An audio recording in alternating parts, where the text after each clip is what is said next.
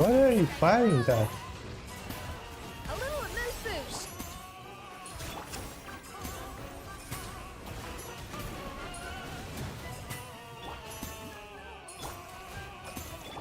Let us dance, my dearest! Try to remember the steps this time. Oops! I thought I had it memorized. Off to the freezer. Pinnacle of excellence. Silence!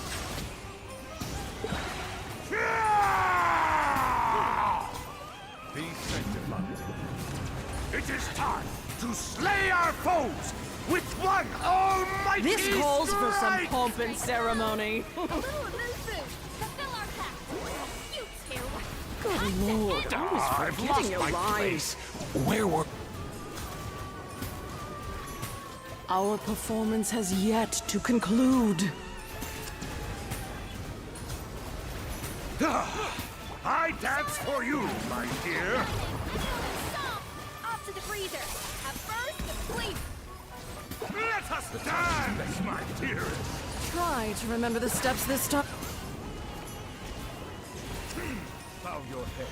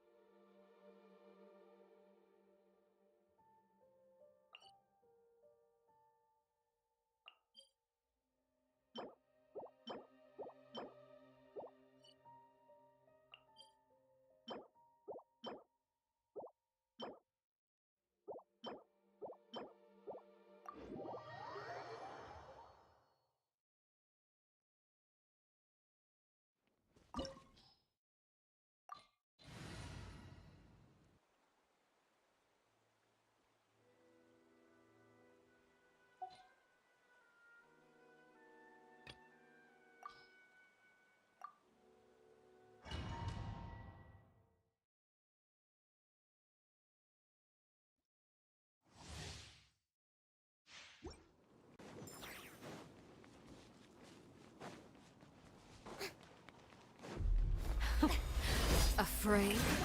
Or do you not even have the courage to be afraid? Is it my turn now? With these rising flames!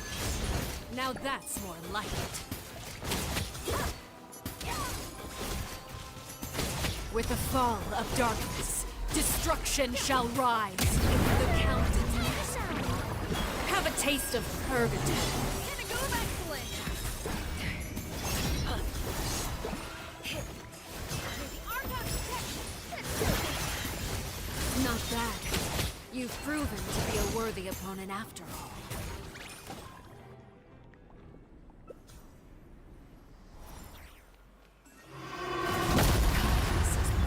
Strike a pose. My blade is all that remains. Thus saith the animal archer.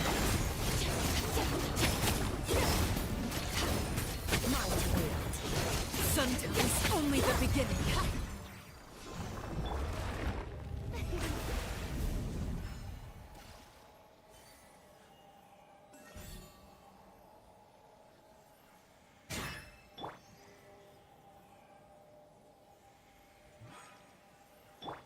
May I present?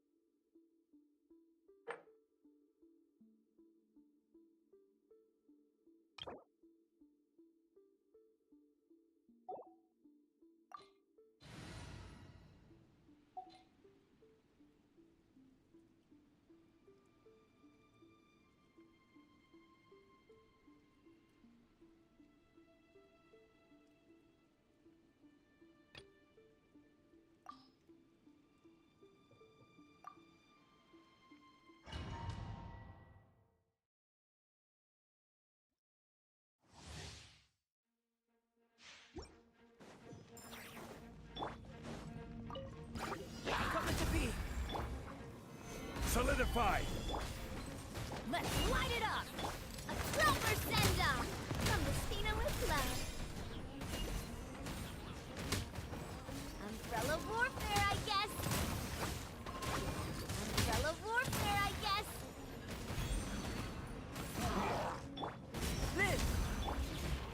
Stabilize! Fire! Well, with rocks. Feeling lucky?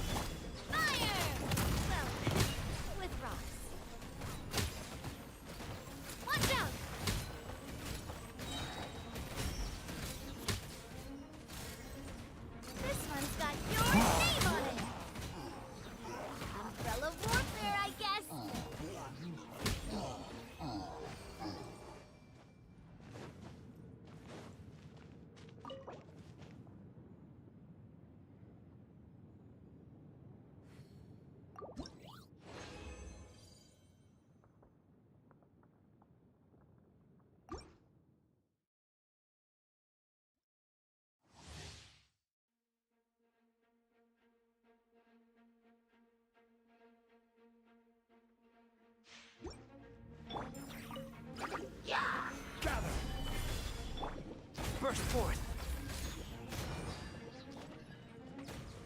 This. Feeling lucky? Hey there! Umbrella warfare, I guess.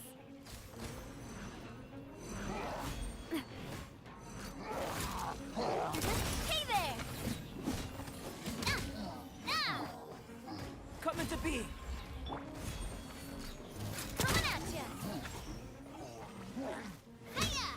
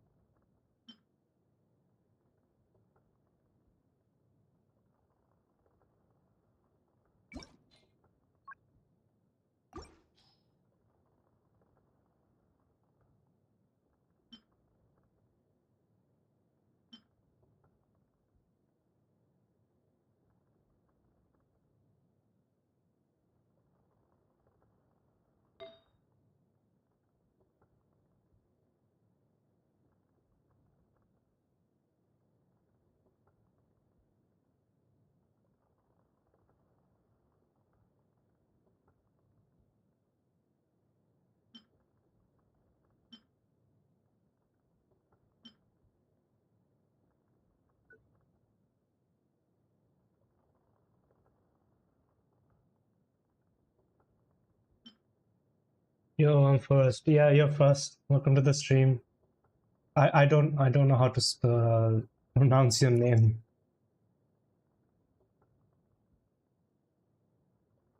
I don't even know where to start pronouncing your name.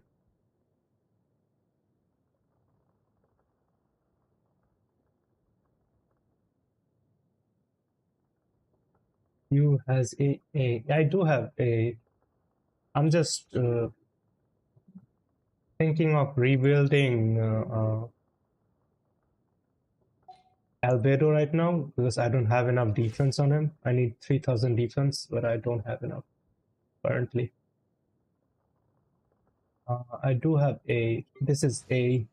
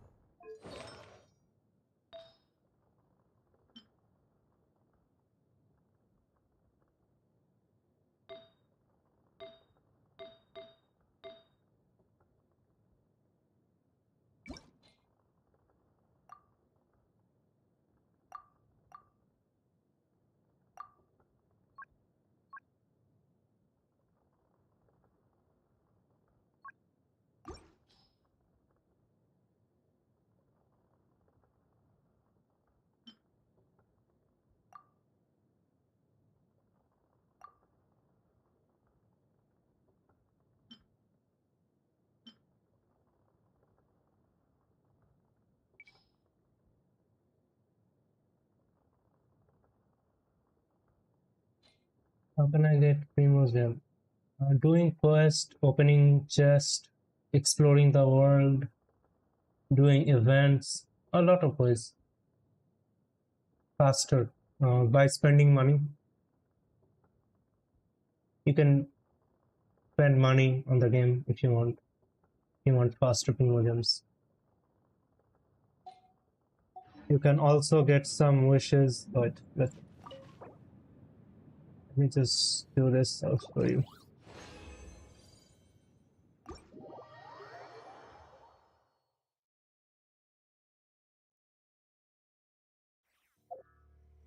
You can also get some wishes from here. From Stardust Exchange every month, 5. And this is just normal one. I have no bank account. Then you're gonna have to free to play this. You can use UPI.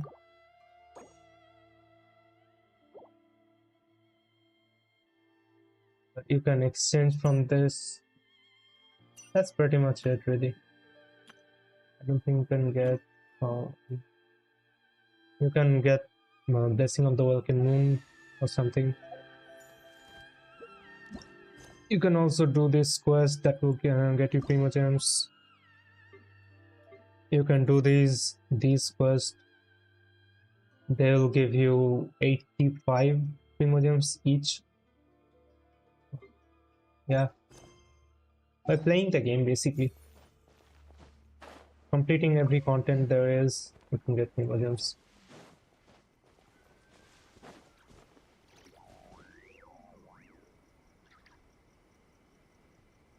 First 80 points, 50-50 I can lose. Yeah, you can lose the 50-50 in the first 80 pull.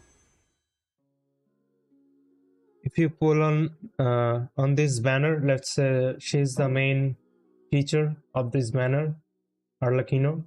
If you pull 90, if you wish 90 times on this banner, there's a 50% chance you'll get Arlecchino, or 50% chance any of these characters from this banner.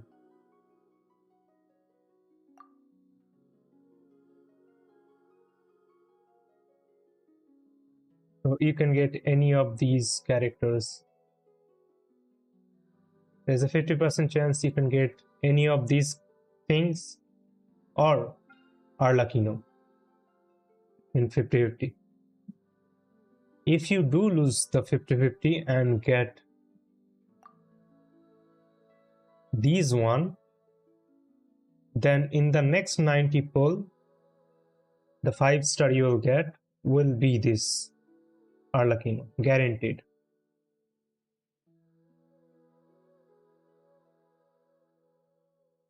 That's how it works.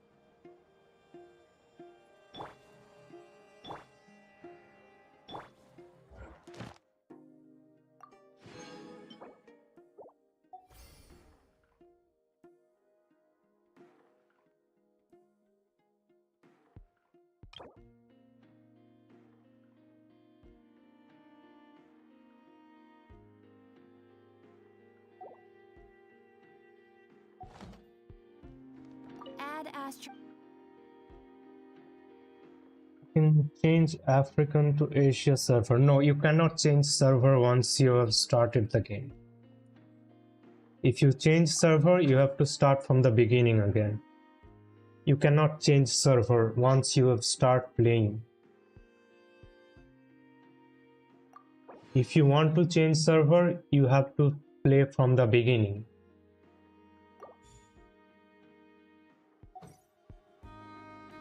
Ad Astra. Thank you for completing.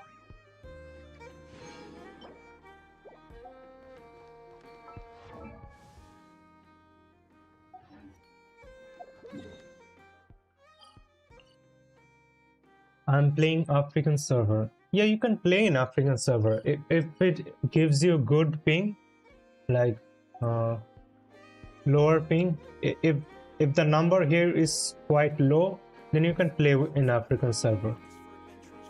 Server doesn't really matter other than this ping. The lower you get, the better it is.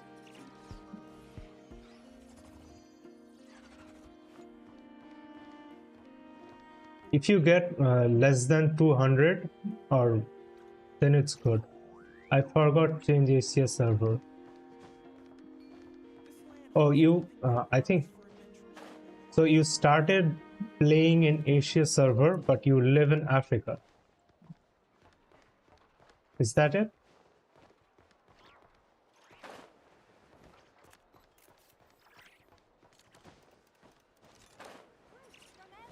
You live in African server, but you're playing in Asia server.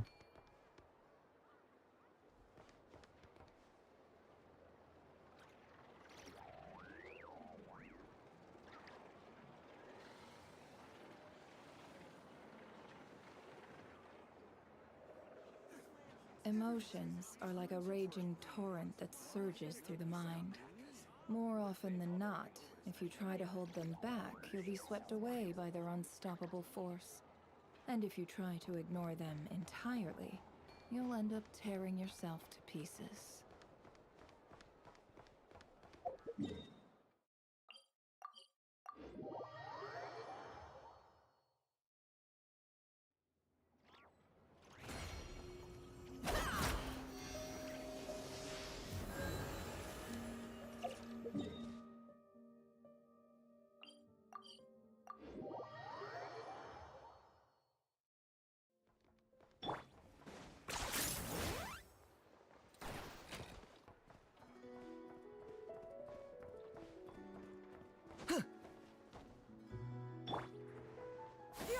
Scatter! Skyward!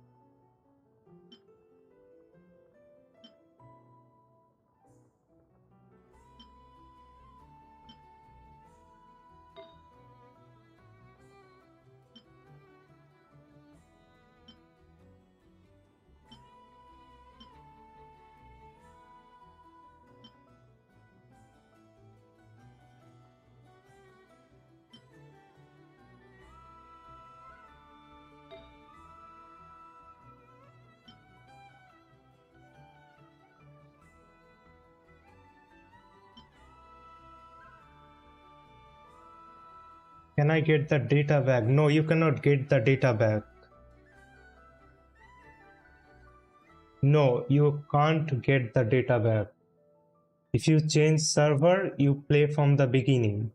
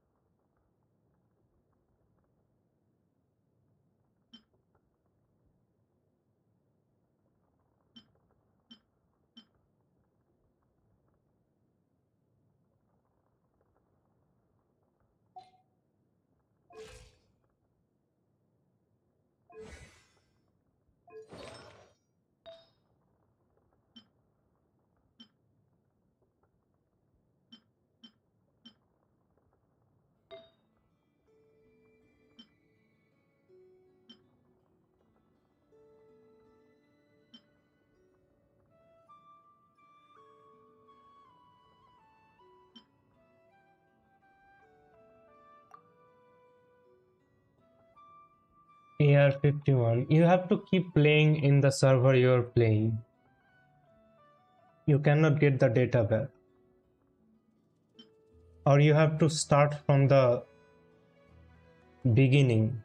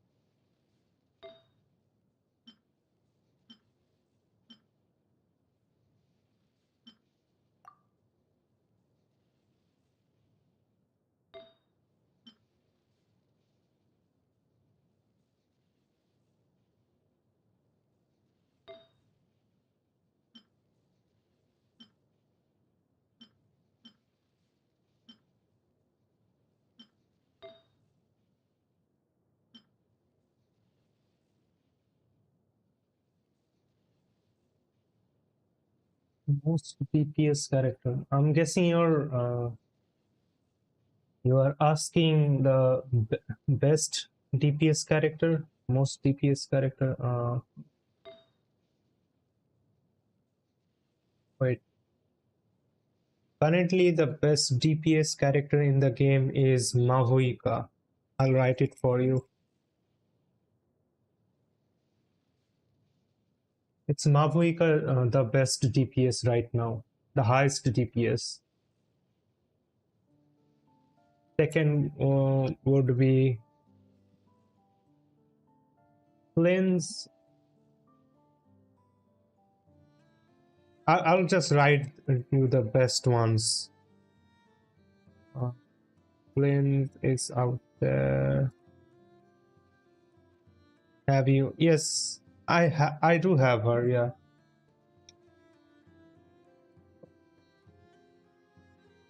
So,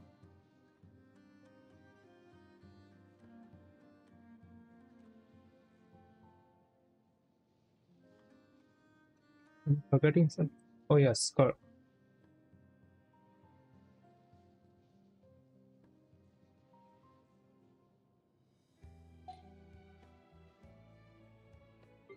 He's the best DPS right now.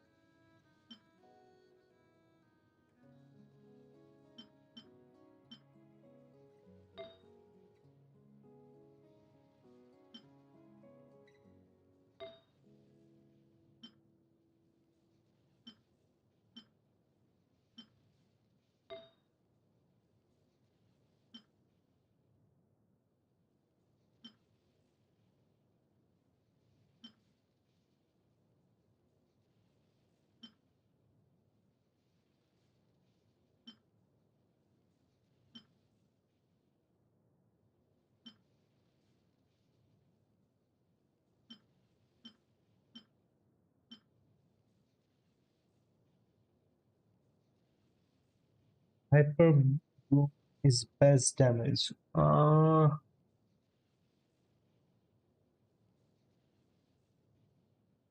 What's the best damage? Not necessarily, no. No. The vape or melt is best damage, I would say. Vape or melt. It depends on the DPS you're playing. It highly depends on the DPS you're playing, but vape or melt is probably the best. Not hyper bloom. Hyper bloom is good. Other than Nefer or Llama. Other than Nefer and Llama, hyper bloom doesn't really do much damage.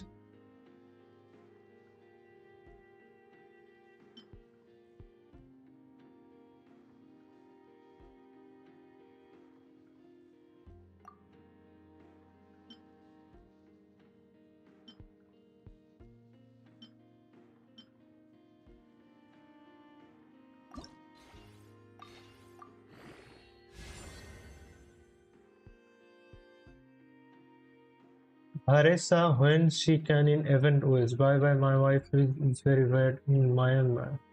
Okay, thank you for stopping by. I appreciate it. Marissa, I don't think Marissa just was in the previous banner. I don't think she'll come back anytime soon.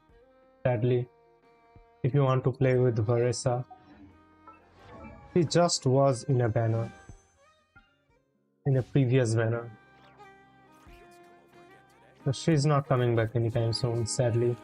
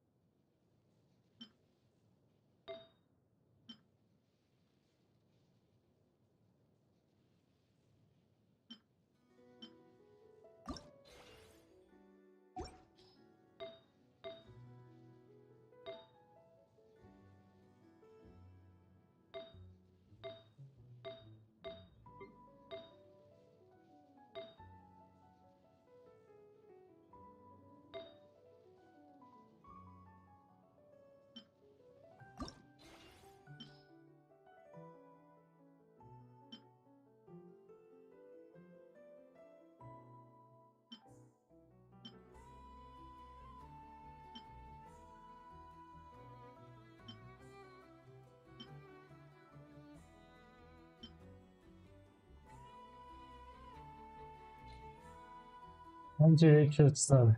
Hey, Angie Richardson. Angie. Can I call you Angie? Welcome to the stream, Angie. Hello.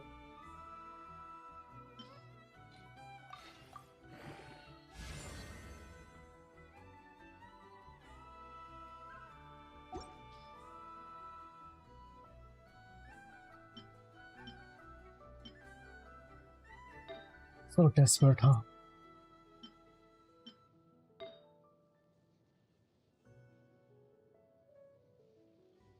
Yes, you can. Okay, Angie. This is the only option I have. This is so bad, though. Bro, I thought you didn't have a mic. You gave me a jump scare. Lol. No, I just don't talk a lot while streaming. That's all. I know that goes against every streamer you've seen, but that's just me.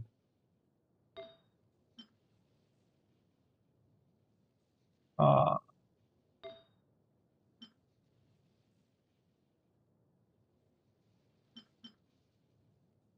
let's just go with this one. Okay.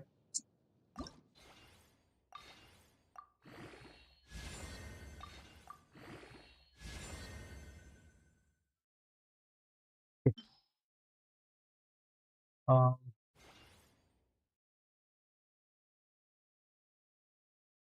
yeah, let's go. Whatever, whatever. We're done with this. Switch this. How about now? I would prefer to have it 1000, but that's, I guess we'll make do it 8k, 800, 8k.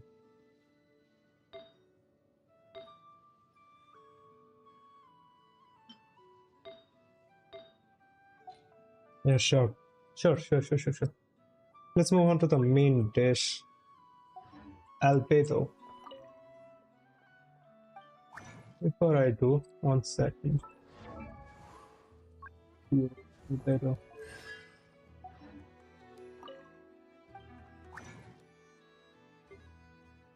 Let me just listen to you in the background while I play other stuff. Yeah, sure. Keep me in the background. Helps a lot as well.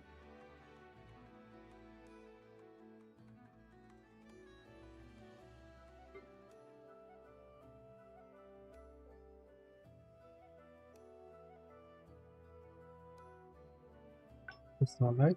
That is the one.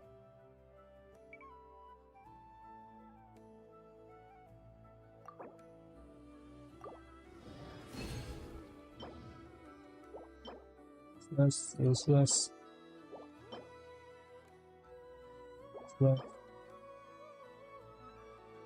Could be useful, maybe. We'll see. Use less. Yeah, use less. Okay.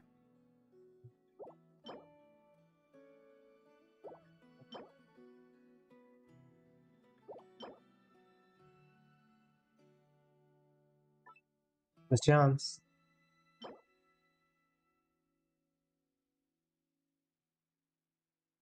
If only this HP was a defense instead. Either of these two. Attack and HP, and I need defense. Are you serious right now? Bruh. Attack. Of course you give me attack. Oh, this is the good shit. That's what I'm talking about. Let's go. This is not good though, sadly.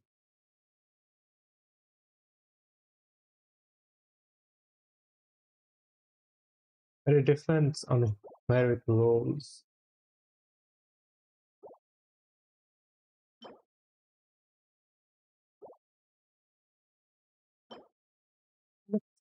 Oh no.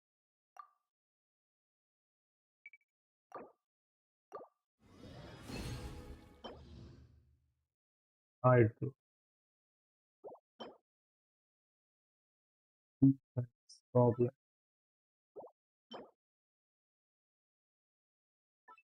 That's good. That's great actually. I'm so lucky with Scambox. I got 2 OP from a Durian. I think I have. I don't get lucky. I never get lucky with artifacts. It's very rare that I get lucky with artifacts.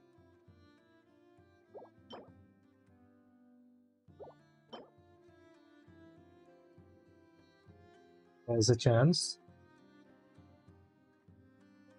Is a chance, but Albedo prefers crit rate here though. That's the thing, not defense. But I'll keep it for now. That's no, I'm not even gonna keep that. I know it's good damage, but I'm not even gonna pretend that it's good. This is pretty decent, could be. Yeah, sure, there's a chance. Ah.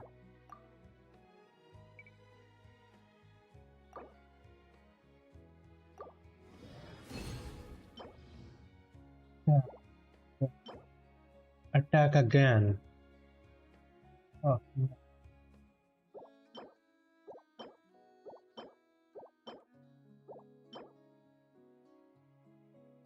Just give me defense. But I don't have faith in this one. Kinda.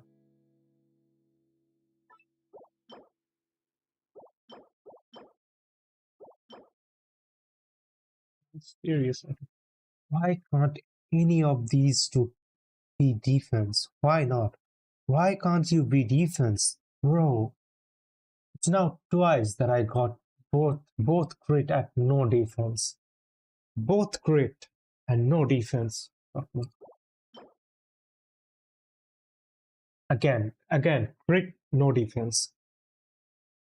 And not even crit damage, bro.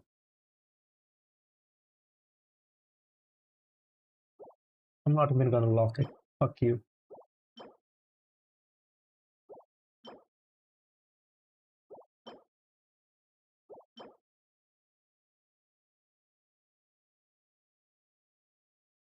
None of them gonna turn out to be good.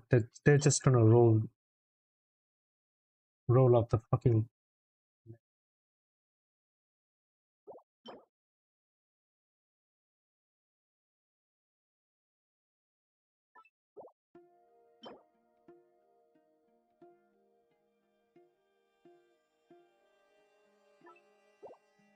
None of them will matter.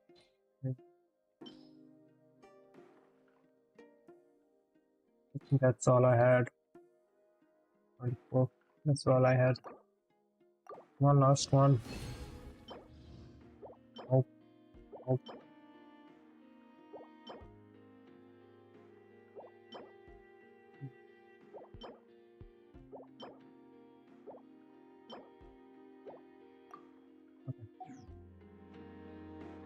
Let's let's look at it again.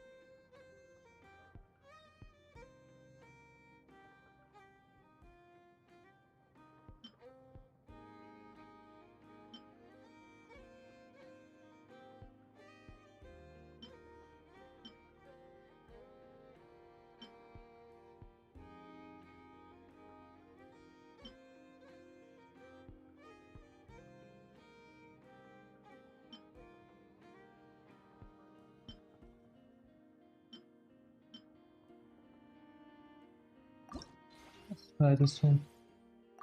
Let's see how it goes. A bad start. Not a good start. Not a bad start. Awful start. Awful end. I'll take it, I guess. I will just then I'm gonna call this.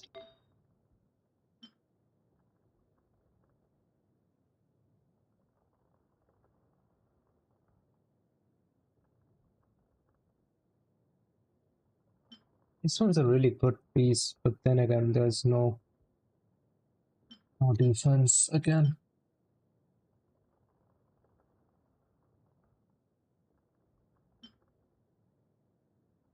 Maybe this one might be good.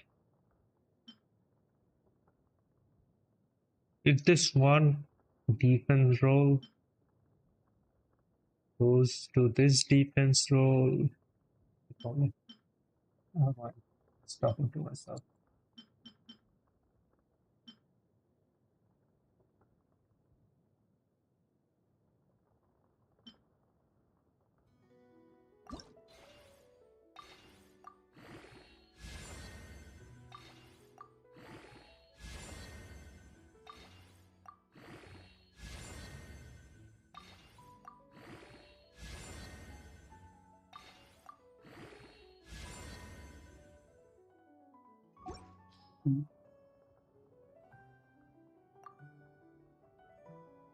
That is interesting.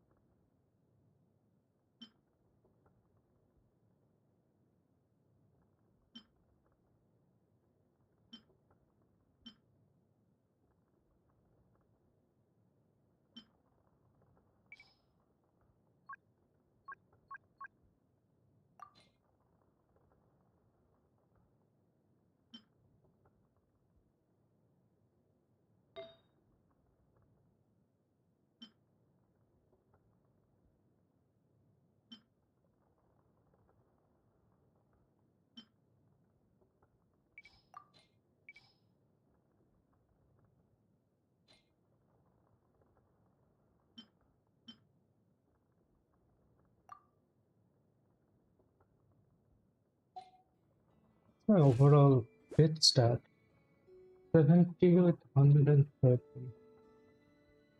Not gonna be really good.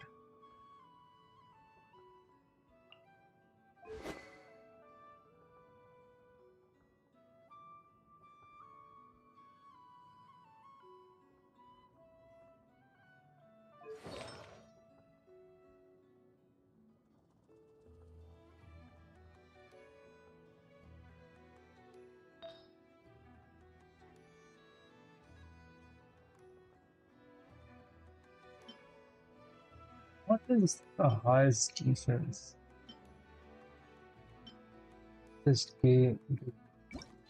Defense. What?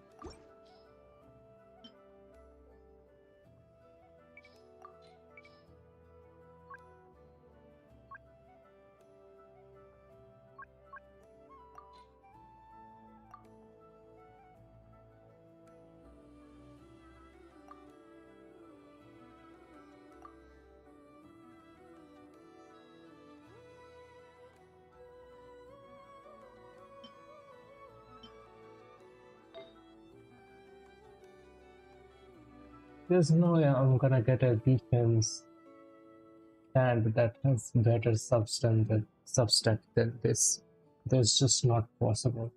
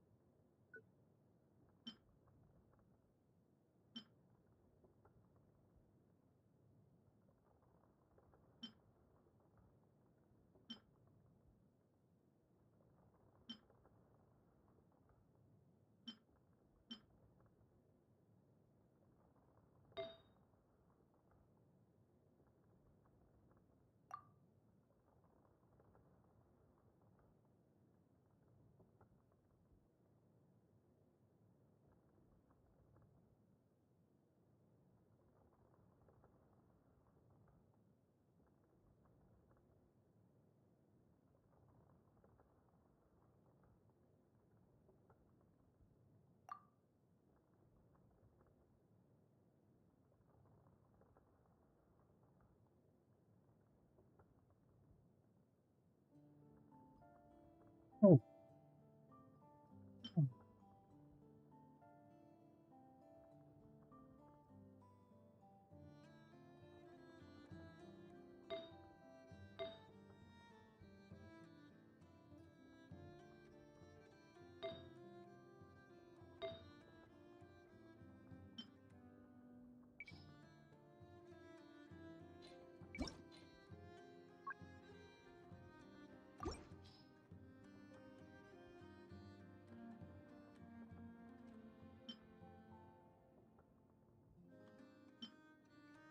Lose 13%. Right?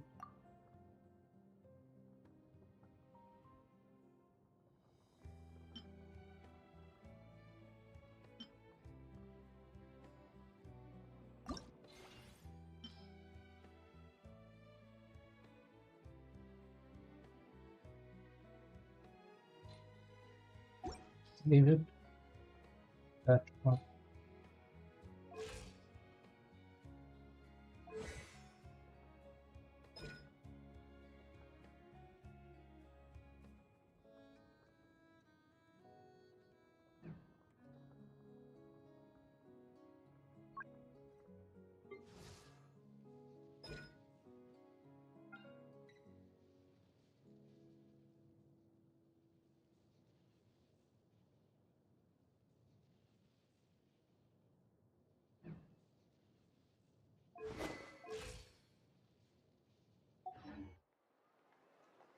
If you are presently unoccupied, perhaps we could stop a while at once abode Ah, this supply is done. for some refuge. Skyward! Scatter!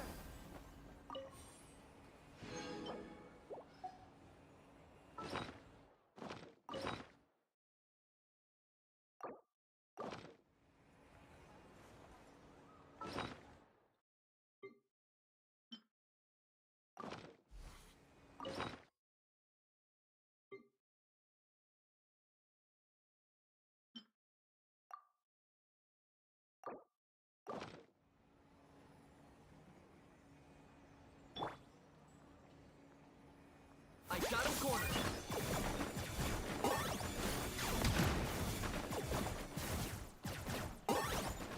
This land holds nothing but power of life. Light it up!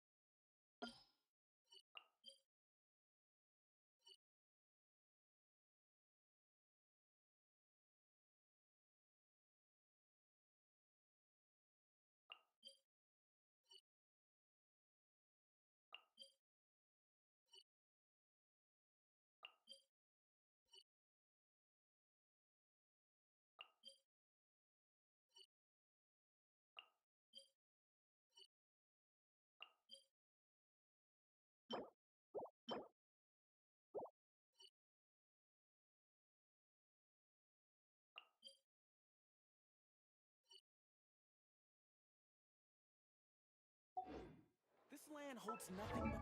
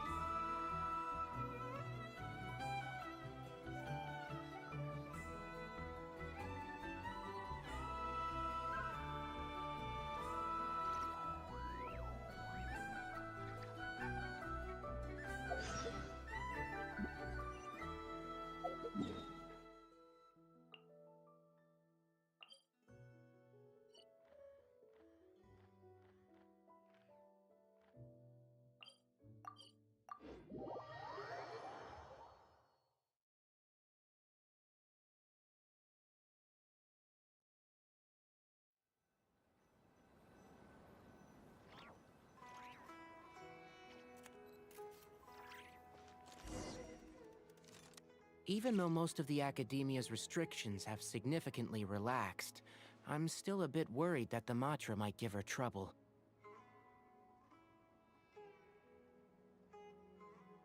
I need to stay here to keep an eye on the situation. Kale, can you head to Sumeru City and find out why she isn't here yet? Does it have to be me? I'd only assign a job this important to someone I trust. Are you not feeling well? Oh no, I'm fine. I've completely recovered.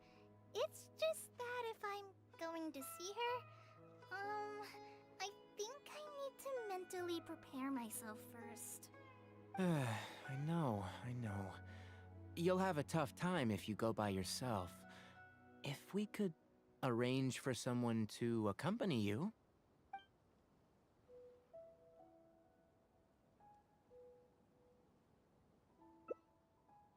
Oh, hey there! It's been a while. What a coincidence. I was just thinking about asking you to accompany Kale to Sumeru City.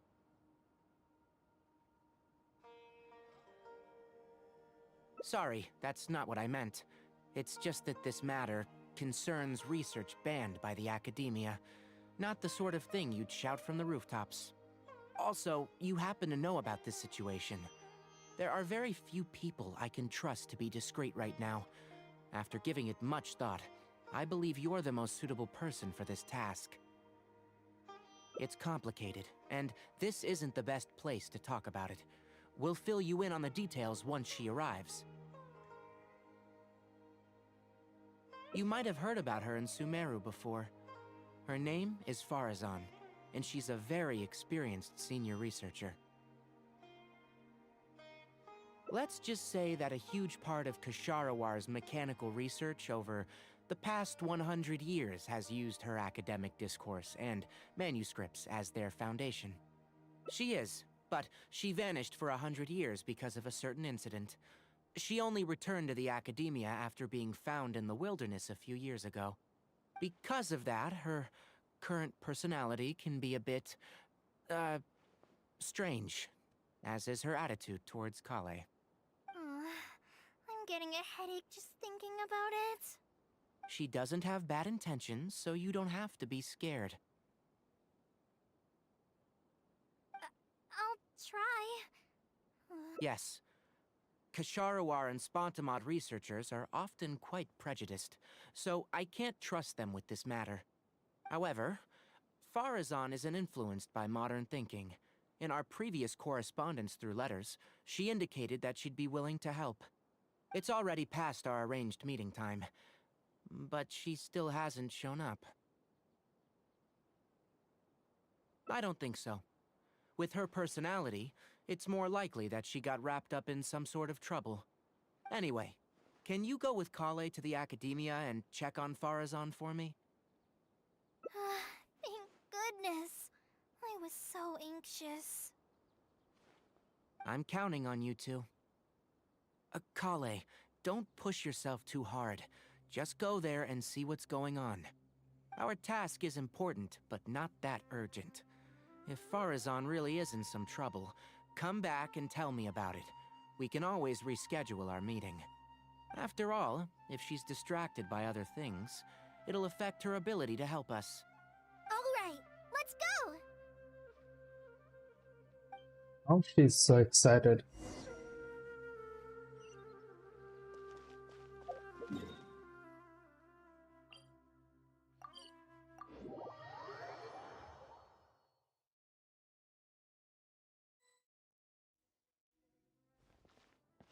Sorry, what did you say? Oh, could you repeat yourself? As you know, I'm sure, hearing goes with age. Farazan, I said that you need to give us an answer. Yes. And did you forget to add madam when you addressed me earlier? Your hearing is perfectly fine. Madam Farazan, we don't want to make things difficult for you. However, you haven't been teaching courses or supervising theses these past few years. Isn't this rather problematic as an advisor? Never mind the students, even other advisors are starting to complain. And who, if I may ask, complained? If they have any issue with me, tell them to talk to me themselves rather than waste any of your time. You don't have to tell me anything. I very well know that it's those people from Haravatat. How I wish they'd put their time into doing proper research instead. But Madam Farazan, it has been a long while since you last made any practical academic contribution yourself. Academic contribution cannot simply be divided between the tangible and the intangible. The issue here, I believe, is that the reviewer doesn't understand the very nature of knowledge itself. In any case, it makes no sense to use a metric like this to evaluate a mentor. Which sage set this rule anyway? I should write a letter of complaint right this instant. Wait! Madam Farazan, please let me finish. That's her, all right. But the person with her doesn't look like a Matra. Shh! She hates it when people call her young! Her body apparently stopped aging during the year she was gone. So that's why she looks the same as she did 100 years ago. Okay, I think I'm ready for this. Let's go! Anyway, Akara Crafts and the leader of Ksharawar would like to invite you to collaborate on this project. They're wondering if you'd be interested.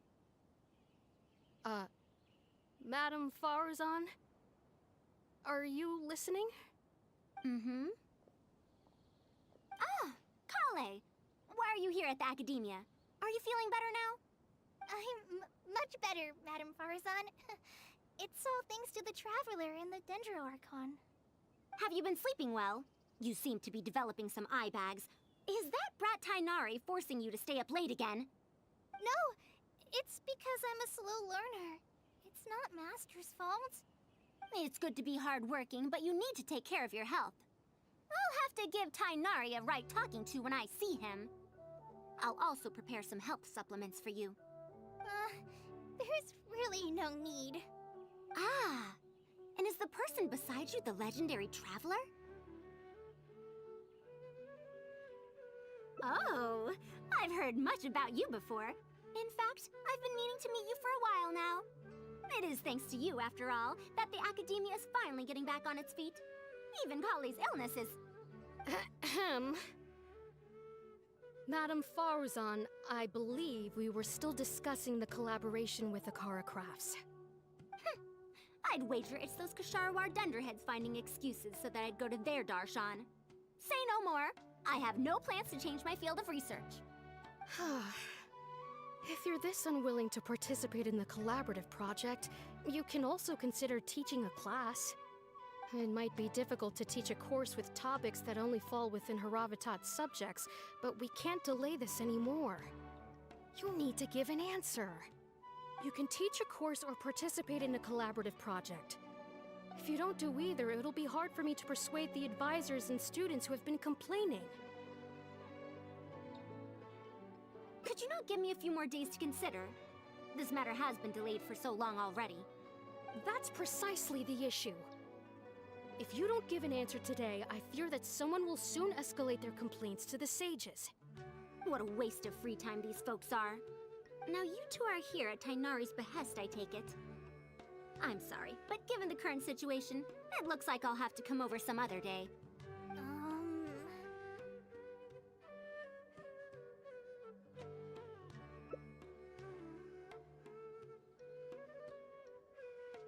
Of course. I shall need some time to think as well.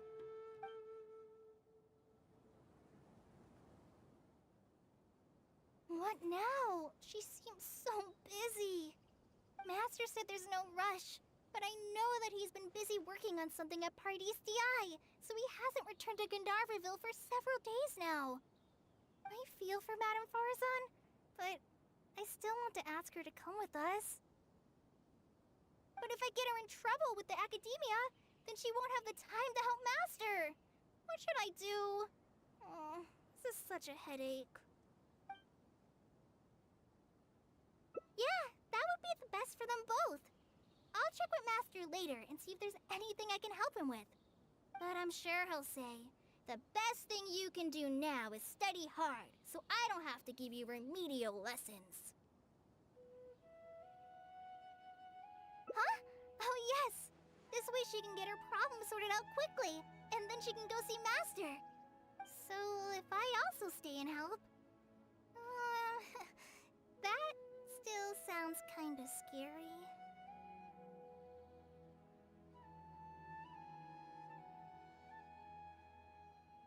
Okay then. I'm counting on you.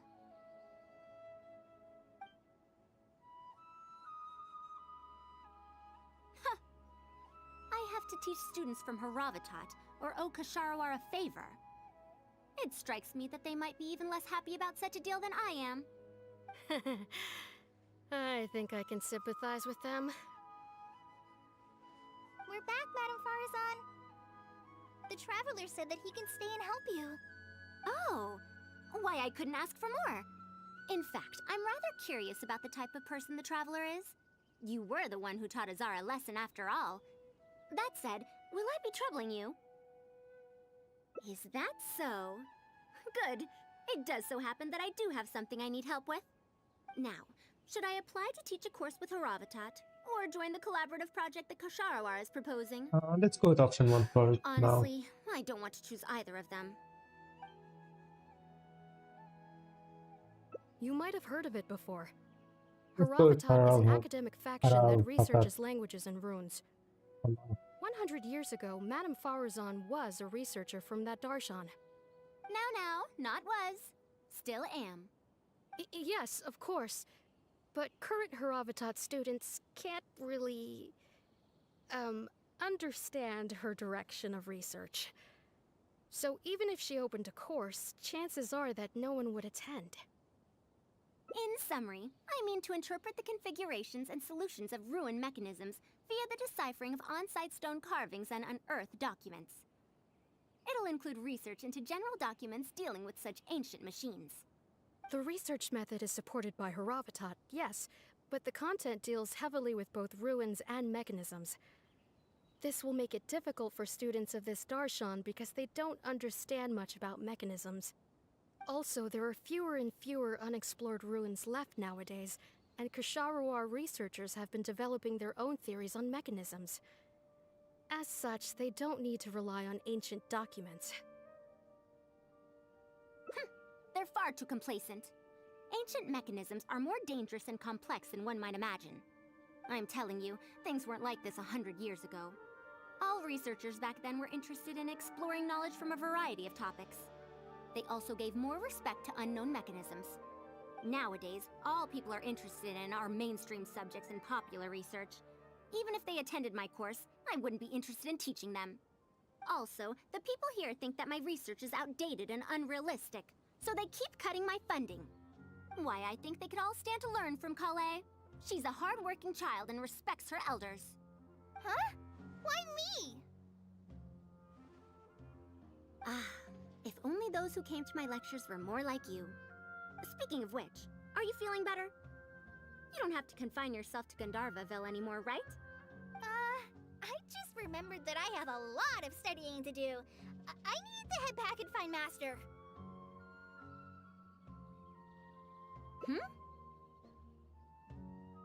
Are you telling me to start a reading course for Kale? Huh? Wait. Although Tainari has academic dealings with the academia, he isn't considered part of it. This means that Kale isn't technically a student. No, he's right. The old academia became consumed by their arrogance precisely because they ignored the public. There must surely be many people like Kale and Sumeru who are passionate about learning, but cannot study due to various reasons. The old academia paid no heed to them. But if I start a reading course for Kale as a pilot, perhaps this shall come to benefit many more people in the future. I'll need to go back and ask if this is in accordance with regulations. Oh, save yourself the extra trouble. I'll come with you. If there's any arguments to be had, we shall sweep them aside together. Traveler, Kale, do wait for us a little while outside the academia. I'll be back in just a moment. Wait! Let's catch up with her.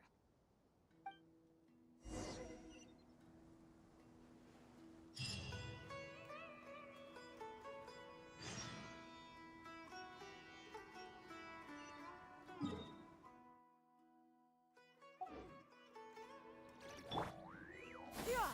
Skyward!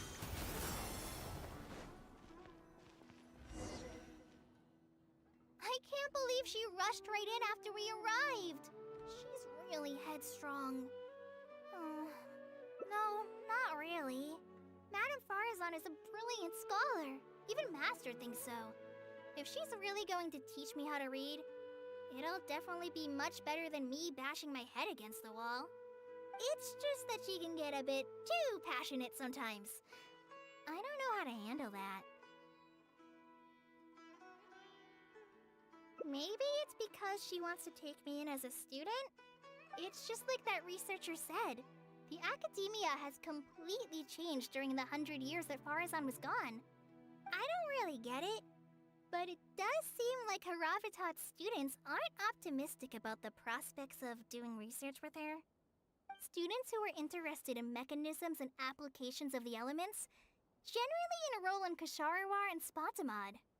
Madame Farazan also refuses to accept random students just to make up numbers. She still hasn't found a student she likes, even after all this time back. But she seems to like my attitude toward learning, so she often asks me if I'm willing to become her student. It's because I'm a slow learner that I have no choice but to stay up late and study. Whenever she compliments me, I feel really guilty. It's not that. Madame Farazan respects my choices. She hasn't been trying to persuade me, especially since she knows I need to rest and recuperate. She sometimes brings food to Gandharvaville for me, and each time she says that Master can't find out. Now that you mention it, it does feel a bit like that. Do I really look that young? Kale, Traveler, thank you for waiting. The issue has been resolved. I argued with the higher-ups and convinced them of the practicality and necessity of educating the general public. If I'm not mistaken, they're the students of my classmates' students. They're a lot less forceful than their predecessors, though. I'd say they caved rather quickly. Amazing. It's just that we need to fill in every single page of the application. It's been a century, but the academia is as picky as ever. Let's see now. What do we need to fill in? Course name, learning objectives, teaching methods, course materials. I suppose we can fill in the course name last. That's a bit too general, I'd say. After all, this class's target audience isn't toddlers or children, but rather people who already know the basics of reading. As such, we'll need a more specific learning objective. How about proficiency in reading and writing? That's true. If we use children's teaching materials, we'll only end up wasting a lot of time on things that students would already know. And you have your job as a forest ranger, Kale. People who attend this course in the future are also likely to have life commitments. We need more effective teaching methods. Master always tells me that practice is the best way to learn. That's why I often ask him to help me find simple books to read. It must have been difficult to get books in Sumeru in recent years, no? Tainari really went the extra mile for you. Expanding literacy is a capital notion. Now that the academia is easing restrictions on the circulation of books, there should be more people who have become interested in reading. It's a great time to conduct this course.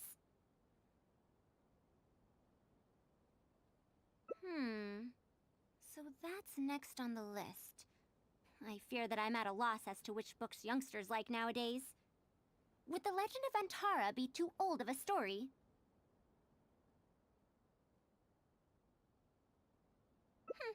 Fair. Kale, what have you been reading lately? Me? I've been reading light novels from Inazuma. I heard that ever since we were allowed to sell books in Sumeru again, some people set up stalls at Treasure Street to sell light novels. I've been meaning to go there and check it out. Light novels? This is my first time hearing about such a thing, but I doubt I will procure suitable teaching materials from the House of Dana. Treasure Street it is. Wait for us, Madame Farazan! You wouldn't think someone as fast as her is over 100. Let's pick up the pace and catch up to her.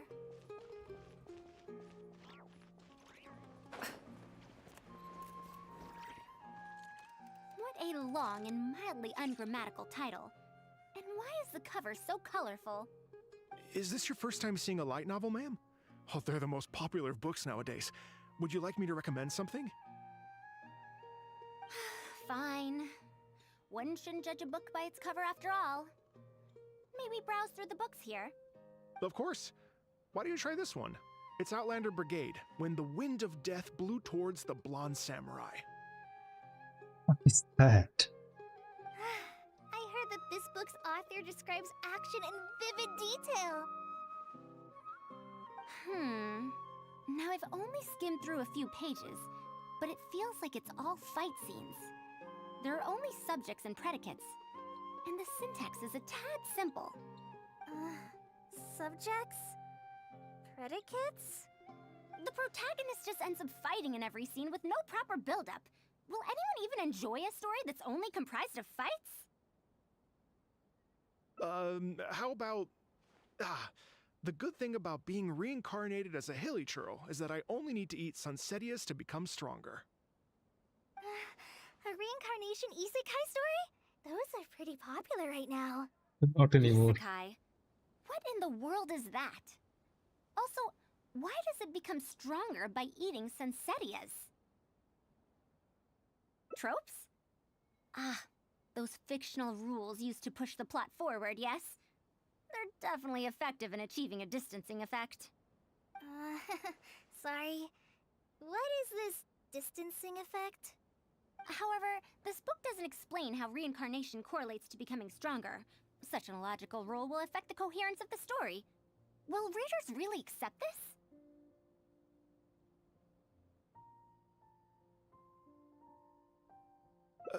How about this? I had to fight tooth and nail to get this in stock. Oh, that's the latest volume of Onibudo! Now that's a rather normal title length. Oh, Kale, do you like this series? Yes, but I don't like it that much. Madam, are you going to use this series as teaching material? Let me see. The dialogue flows quite well, but there are too many phrases here that I don't recognize. Third eye of perception, illusory mirror, and so on. Aren't these terms that are tied to tropes? I also thought those names were strange when I was reading them. It's impossible to derive the meaning of these phrases in isolation. Also, their morphological properties are quite pedestrian, really. Or did the protagonists purposely create these strange names to disorient their foes? So there's no deeper purpose. It's quite hard to understand stories written these days. You're right. It's such a weird book. But you keep wanting to read the next page. Even the most popular book in Sumeru back then had greater depth than anything written today. Yes, a Bahumano researcher wrote it while researching folk legends. The plot had many twists. The world building was fantastic, and even the writing could withstand scrutiny. When it was still being published, many people in the academia were reading it. Even the sages back then all described the story as a timeless classic. The series must have concluded after so many years, right? Perhaps it's even more popular now. Is there a book like that in Sumeru? I've never heard of such a thing before. What's the title? It's called Tales of Shariar. Do you sell it here? Tales of Shariar? I don't think I've heard of that before. When was it published? It was a slough from About 100 years ago. 100 years ago? Are you pulling my leg? What sort of book can remain popular for 100 years? The Legend of Antara is popular to this very day, isn't it? I just heard someone telling it a few days ago in a cafe. If an old story like that is still being shared, then Tales of Shariar must be even more popular. Even if that is the case, I really don't carry that book here in my store. What? Is that because of the academia's strict control over books in recent years? I can't believe they've allowed the people of Sumeru to become so uncivilized. How can they not know about the Tales of Shariar? Tales of Shariar? Oh, wait! I think I heard an antique seller on the other end of Treasure Street mention that name before. I mean, it is a book from 100 years ago. Why don't you try asking for it there? Tales of Shariar is considered an antique now? How could the academia have let such an excellent work of literature be forgotten like this? Traveler, Kale, I'm going to get to the bottom of this. Let's meet at the antique sellers. Madam, wait! Oh no, You asked me why I'm scared of Madame Farazan, right? It's not because I don't know how to respond to her kindness. It's because I'm afraid of that ancient language she researches, because I can barely understand any of it. What if she uses ancient text as teaching material? Even so, what if researchers from 100 years ago like to use ancient languages in their books? We've got to catch up to her!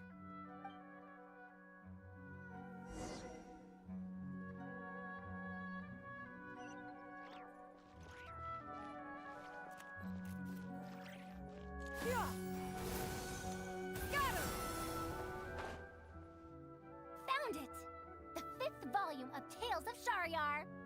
Wow, you actually found it! I never thought this book would ever get sold. All right, that's our teaching material secured. We also now know what to call this course. Analysis of Classical Texts. After all, this book is definitely worthy of being called a classic. Can I take a look? Luckily, the language being used here isn't ancient at all. I can recognize a few words here and there. Huh? But why aren't there pictures in this book? As long as the writing is good, readers won't need any illustrations to imagine the scenes. Worry not, I shall thoroughly explain the difficult sections. You'll like this book, I know it. Is it a fucking picture book? After all this time, I wonder if Aaliyah and Aziz ended up together. And who obtained the desert gem in the end? Sir, do you have the subsequent volumes of this series? I don't think so. Is that so? And here I thought I could finally read the ending. Never mind. I'll keep searching for the later volumes myself. If I'm to use it as a teaching material, it's better to start earlier in the series. Where are the first 4 volumes? Why aren't they all together? I don't have those either. Actually, this is the only volume I have. Is this series really that popular? No. It's not popular at all. Rather, there's absolutely no demand for it. No demand? Impossible. Back then, I'd come across at least 3 groups of people talking about it during a single stroll at the Academia. Seriously? No one told me that this book was anything special when I first got it. Where did you get this from? Can you still contact the seller? I'm afraid not. This book was sold together with a whole bunch of antique furniture. I didn't even notice it initially. Otherwise, the Matra would have come knocking. Wait, is this book actually worth a lot? It can't be, right? That's impossible. No matter how strict the Academia was, there's no way Tales of Shariar could have fallen into such a state. I do remember a passerby skimming through the book a few days ago. However, he simply sighed and left. He sighed? Why would he react like that? Given the quality of Tales of Shariar, he should have been entranced after a single glance. I'm sorry. Traveler, Kale, please give me a moment. I'd like to look through this book first. Why is there another misunderstanding between Ali and Aziz? Also, why is there no mention of the Desert Gem at all? And a new character is introduced with no foreshadowing at all? Your Also, book fell out. what are all these new Farzan. names and terms? Is this really the Tales of Shariar I know? Well, that passerby reacted in much the same way. It's Mada from the cafe over there. You know, the fellow who spends all day telling the legend of Antara. Since that's also a very old story, maybe he knows a thing or two about that, Tales of, whatever it's called. Then let's go ask around at the cafe. Huh? Madam, huh? Oh, yes. Let's go.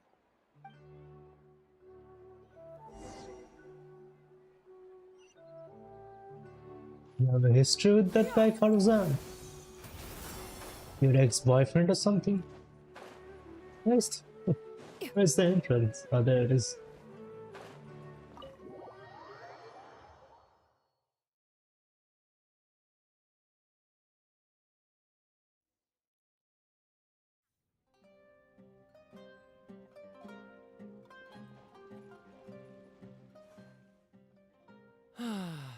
Another day, another empty room. Excuse me? But are you Mada? Yes! Are you here to listen to my story? Tata. Well, we actually came to ask about something else. I see. Sorry. It's fine. I'm used to it, more or less. So, how can this terribly unpopular storyteller help you? Do you know about Tales of Shariar? Huh? Tales of Shariar? Why, I can barely remember the last time anyone talked about it. My master always talked about how incredibly popular that book used to be. However, It was the I tried slop of reciting a few 100 chapters years of it ago. at the cafe, and I found that it's even less popular than the Legend of Antara. Your master? Yes, the one who taught me how to be a storyteller.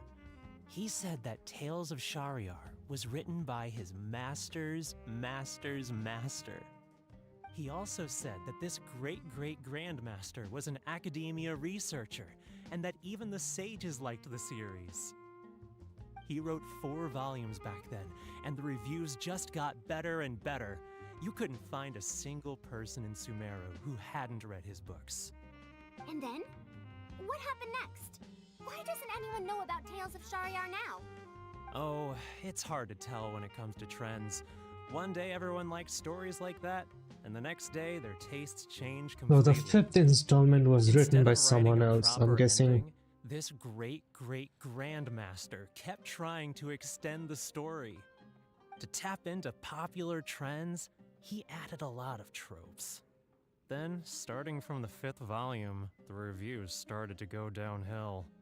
How could that be? Then what happened to Tales of Shariar in the end? In the end, there's no ending. The great-great-grandmaster tried to write a few more volumes, following whatever trends were popular at the time, but the trends kept changing right as he published his books. He got so infuriated that he stopped writing altogether and focused on his research instead. What? So there's no ending? The readers didn't care? By that time, only a very small number of people were reading Tales of Shariar. Anyway, my master probably exaggerated. How could a work possibly have been that popular? The only tangible thing my great-great-grandmaster left is the original draft of Legend of Antara. He also left behind many theses from his research phase. When my master talked about Legend of Antara, he'd even quote from those theses. My master is a much better storyteller than me. Even when we're telling the same story about Antara, he's always able to draw in a huge crowd. But even he won't recite Tales of Shariar due to its ever-changing writing style and its lack of an ending. So, Antara's story is the one that lasted through the years. Well, not even sages can definitively ascertain the quality of something like a story. In the end, only time can separate the classics from the fads. Only time? Madame Farazan? It's been 100 years. Perhaps some things I once believed to be great aren't so after all.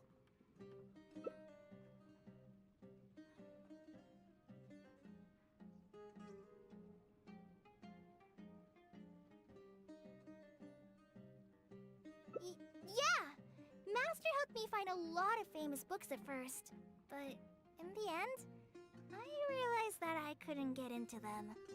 No matter how good those stories are, I can't improve my skills if I can't bring myself to read them in the first place. I think the best books for me are the ones I like. Huh. Indeed. That is true. Readers' interest in trends of a time are not things that are so easily predicted. What was popular 100 years ago could be completely forgotten in modern times, and yet 100 years, as far as history is concerned, is but a blink of an eye. If Tales of Shariar hadn't chased after trends and instead stuck to its original style from start to finish, it might have stood some chance of gaining renewed popularity. No, even if that didn't happen, at least it would be a work that was true to itself. Huh? Our conversation just got a lot more serious. I don't really get what you're talking about, but it does sound sensible. Looks like I also have to hang in there and tell Antara's story well. How unseemly. I almost got carried away because of a single book. Well then, we should get back to the matter of our teaching material. It looks like we can't use Tales of Shariar now. No, it's much too old. Oh. Kale, you found a book that you liked at the bookstall, yes? Yes, but I don't really... Then we'll use that book as our teaching material. Now that I think about it, using a book that you like is the most suitable choice for teaching you how to read. As for the academia, as long as we come up with an appropriate course name, we should be able to get away with this. My, it sounds like you've dealt with the academia before. Let's go with that. Now then, let's return to the book vendor in a bit and buy the latest volume of this Onibudo for Kale. But if Sounds I wish to very use this similar to teaching material, Onikabuto. I have to read it first. Huh? Speaking of which, other than third eye of perception and illusory mirror, I also espy some unfamiliar phrases from the reader's messages at the back of the book. Such things as... Even if it reminds me of my dark history, I still can't help but be drawn in by the story. And the author has written all the things that I only dare whisper into a tree hollow. Why do people use dark history to refer to awkward or embarrassing memories? Is this some slang that was invented in the last century? If one of our learning objectives was researching linguistic changes over the past 100 years, it might make it easier to get these books approved as teaching material. Oh, I can tell you what that's all about. Apparently, in their youth, some people used to imagine themselves as someone burdened by fate, fighting against the world, etc. But as they grew older, they started to become embarrassed by such memories. Some would write those fantasies into novels, while others would entrust such tales to tree hollows. Mata? You know, I suddenly have the urge to hear a story about Antara. Huh? Why so suddenly?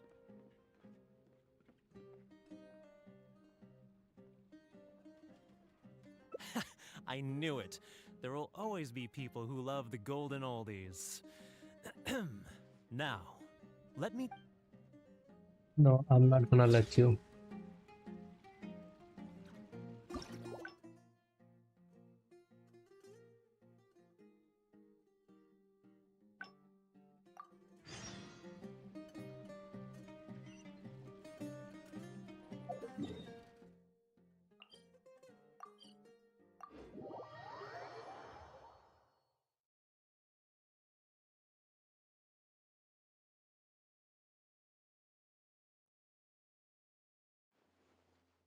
What now? She seems so busy. But if someone does complain to the academia, wouldn't it make Farazan's situation more awkward? And if the academia investigated and found her at Party's DI, things would get even worse for her. Do you have some way to invite her over to Party's DI without stepping on the academia's toes? Okay then, I'm counting on you. Huh. I have to teach students from Haravatat, or owe Kasharawar a favor. It strikes me that they might be even less happy about such a deal than I am. I think I can sympathize with them. Madam Farazan, we're back! Sorry for asking again, but are you sure you can't go to Party's DI today? Well, since you're asking me so sincerely, let's just ignore the academia and... Please, Madam Farazan, focus! Today's the deadline.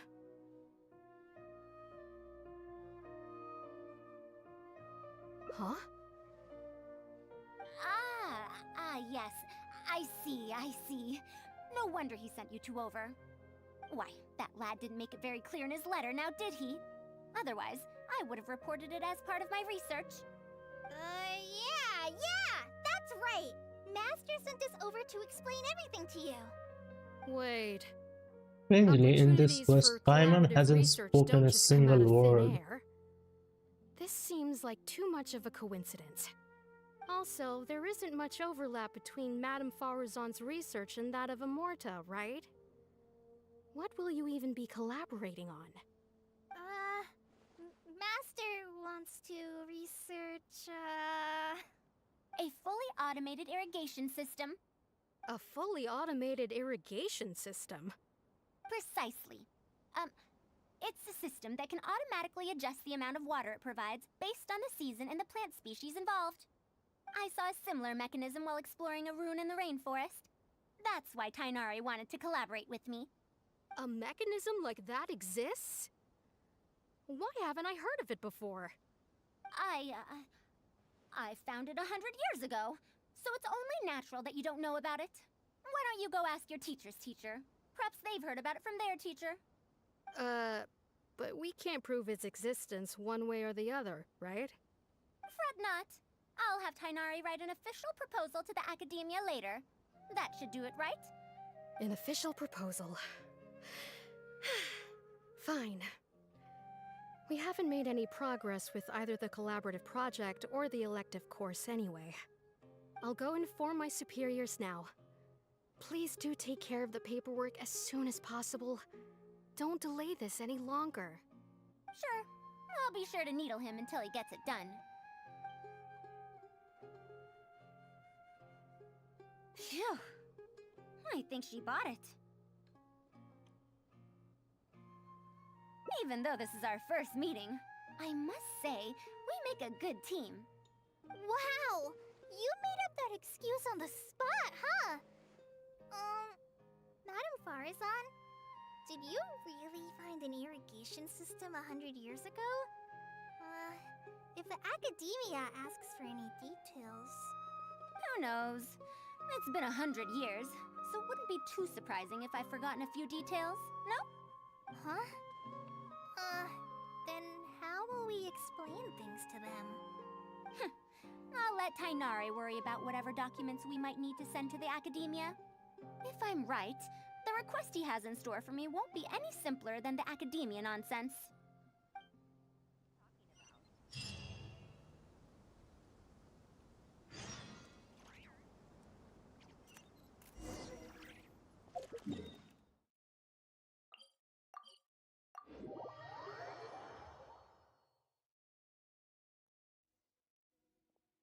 Master, we're back! Huh? Where did he go? You don't have to shout. I can hear you.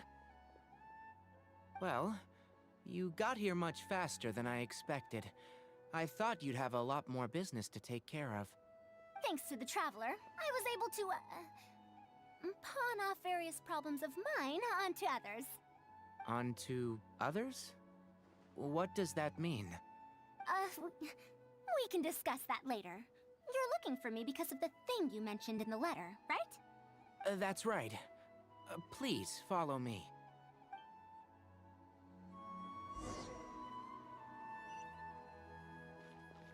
Yeah! Skyward!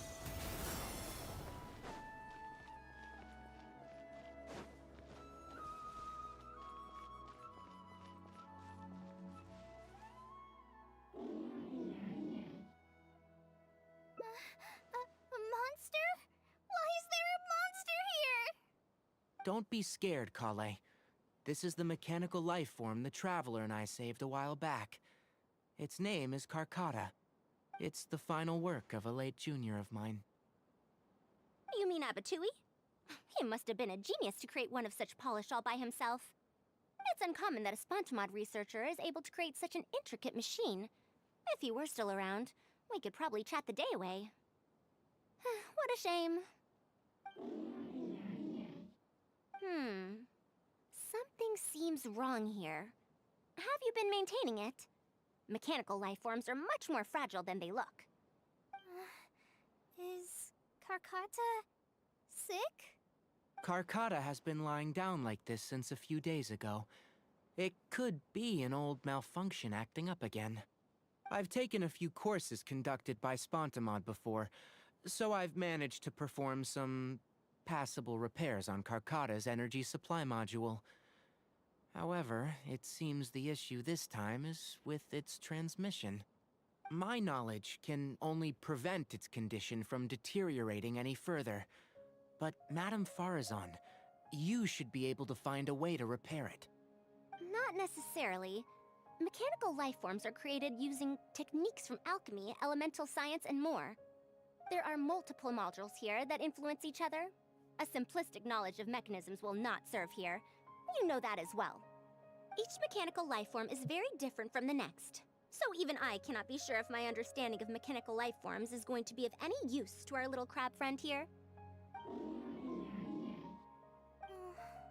Karkata. Can you all go outside for a minute? I need a bit of space. Before I do a thorough check, everything we've just said is but conjecture. All right. We're counting on you, Madame Farazan.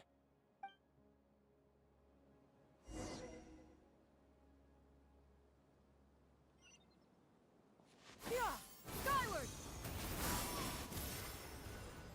We'll wait here till Farazan finishes her inspection. In the meantime, I'd like to talk to you about her. Her past, huh? Quite a few people in the academia know about what happened to her. Perhaps it'd be best if I'm the one to tell you. I've told you before that she had disappeared for 100 years, right? From her perspective, trapped might be a more apt description. Her exact words were, That ruin was crawling with traps and coded inscriptions from wall to wall. I did all I could to decipher the code and deactivate the traps to escape the ruin, but there was no way out. I lost track of time, and I ran out of pen and paper. Then, before I realized it, I ran out of space on the walls and floor. I had to calculate all the possibilities in my mind. After that, my memory started to become fuzzy, and my cognition slowed down.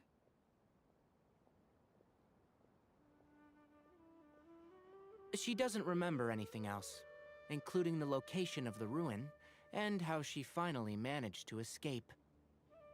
When she was found in the outskirts of Sumeru a few years ago, she looked exactly the same as she did 100 years prior. However, she was in a stupor and struggled to form sentences. Only after a lengthy recovery period could she speak again. The academia speculates that she must have gotten trapped in an unknown ruin while researching machines a century ago. And because of the ruin's special properties that halted her aging, she was able to use those 100 years to crack the trapping mechanism and then escape. Though she had finally broken free, 100 years had passed. Everyone she knew and everyone who knew her was already gone. In the end, even the academia had to rely on century-old records in the Akasha to confirm her existence. Don't make that face. I'm not telling you this because I want to drum up sympathy. She wouldn't want others to pity her because of past events. Rather, she sees that period of entrapment as an experimental error. As a researcher, she must accept everything that results from her experiments, even if they don't fall within expectations. Even after going through so much, she's returned to Sumeru and still hasn't given up on her research. Due to changes over the years and drift in academic subjects, she holds some rather strong opinions about the current academia, and she has no shortage of detractors herself. What I want to say is that no matter what era we're in, Farazan is a true senior researcher, in every sense of the word. She has her own deep understanding of various ruins and machines. If there's a chance, you should talk about them with her. It'll definitely be helpful for your journey. Master, Madame Farazan's done. Oh, let's head over. With any luck, she might have figured something out.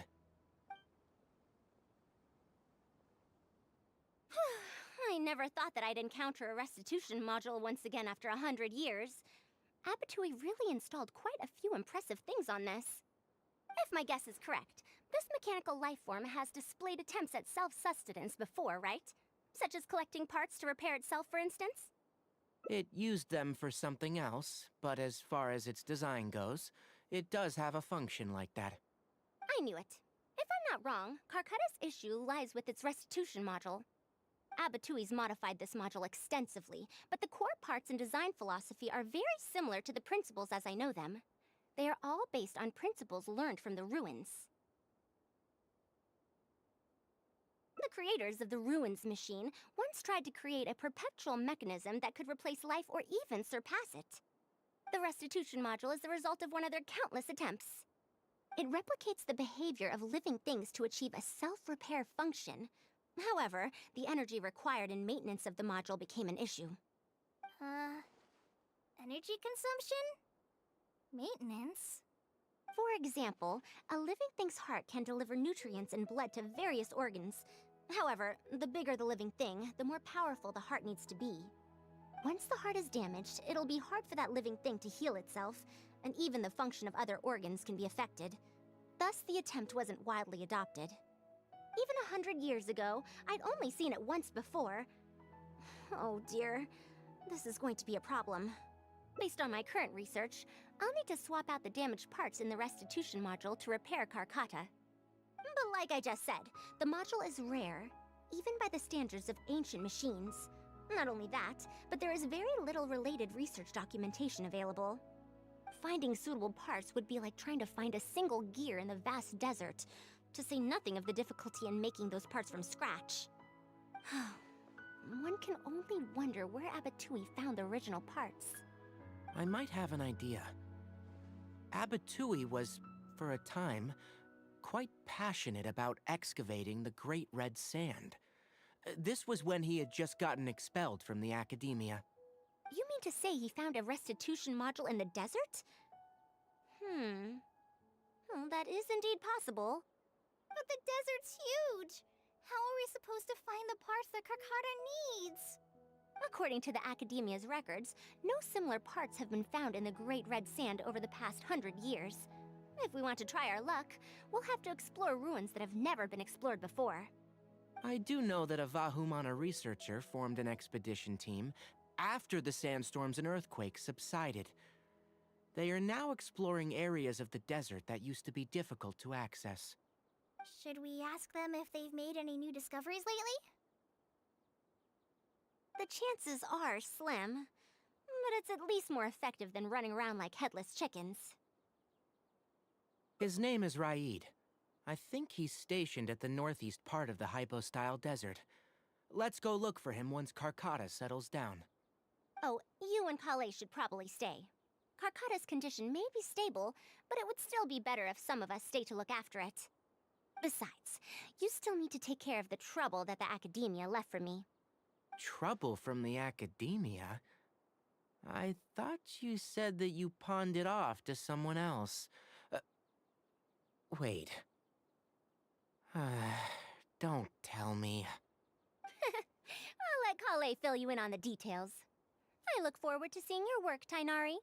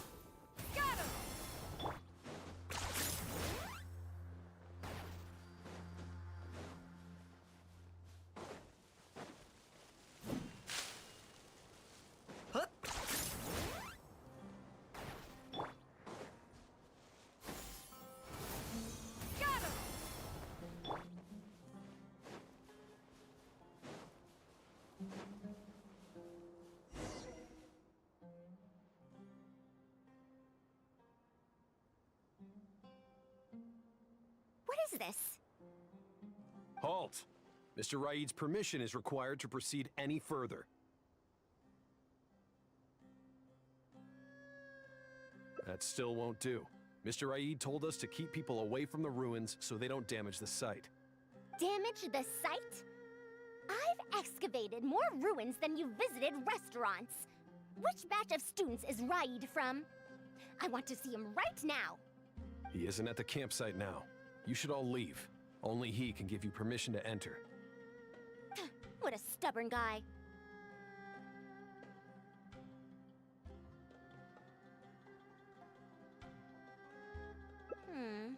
You're right. Even if there is new information, we still have to wait for him to come back so we can ask him about it. So let's just see what we can find out from the people here. I'm going to give that Raid a good talking to when he gets back. Starting from who in the world mentored you?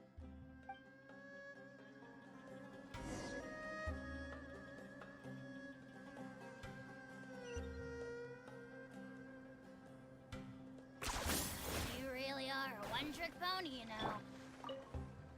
That machine looks amazing. Could it be the legendary Ruin Wanderer? The location seems to fit too. Might that legend actually be true?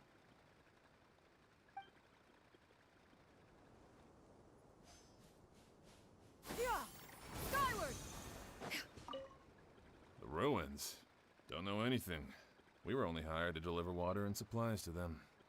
Forget excavation. They won't even let us get close to the camp where they're staying.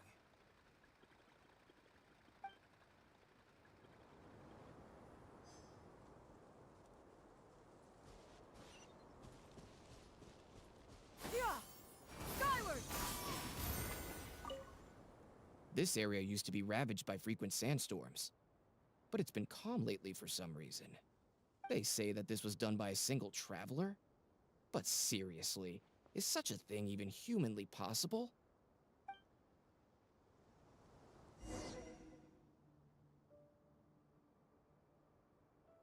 Well, I found out everything I could. Is there anything that stands out to you?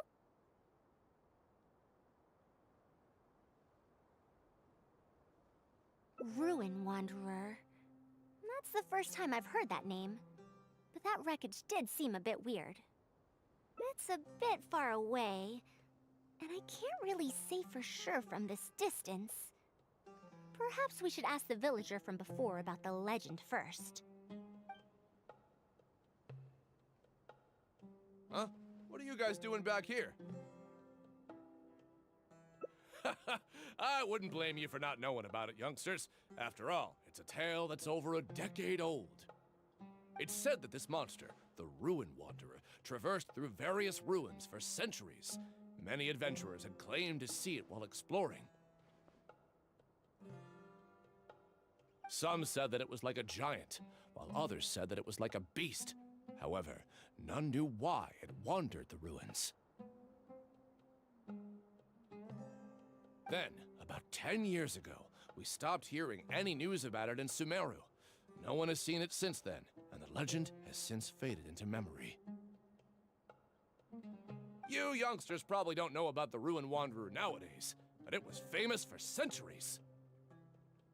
Centuries? Impossible. I heard nothing about it back then. It could only have been around for a few decades at most. Wait, back then? Indulge my curiosity for a moment. Why do you think that wreckage is the Ruin Wanderer? Well, I had also heard that secondhand from... You heard that nonsense from the Eremites after they got drunk, right? Who are you? Madam Faruzan, it is a pleasure. I'm Raid, the one who organized this archaeological expedition. I'd heard of you at the Academia, but I didn't expect to run into you here. Truly, it is an honor. And this must be the famous traveler, I presume. What brings the two of you here? Have you found any special contraptions and relics in the ruins that you've been investigating? I'm ashamed to say that we haven't found anything noteworthy, even though we've been investigating for a while now. Really? That Ruin Wanderer isn't noteworthy to you? I'm afraid those are mere rumors. Really, I sometimes wish that those people would put as much effort into their work as they do into gossiping. You're right, sir. I'll get back to work now. The wise do not buy into rumors, so it is said. I believe that you too, Madam Faruzan, do not put any stock into such baseless talk. It is also said that real knowledge shall come from practice. I can help you research the excavated relics and see if I can find out anything new about them. You can take credit for any new discoveries. I believe this offer to be sufficiently attractive. In truth, I could ask for nothing better than your help with our research. However, you two must be tired after a long journey. I'd feel bad if I set you to work immediately. It's getting late and my subordinates and I are heading back to the camp to rest. Why don't you find a place to spend the night first? We can continue our discussion tomorrow. There are tents over there that the villagers occasionally use to rest. The condition is a bit simple, yes, but I hope you won't mind. Since you need to rest as well, let's do just that.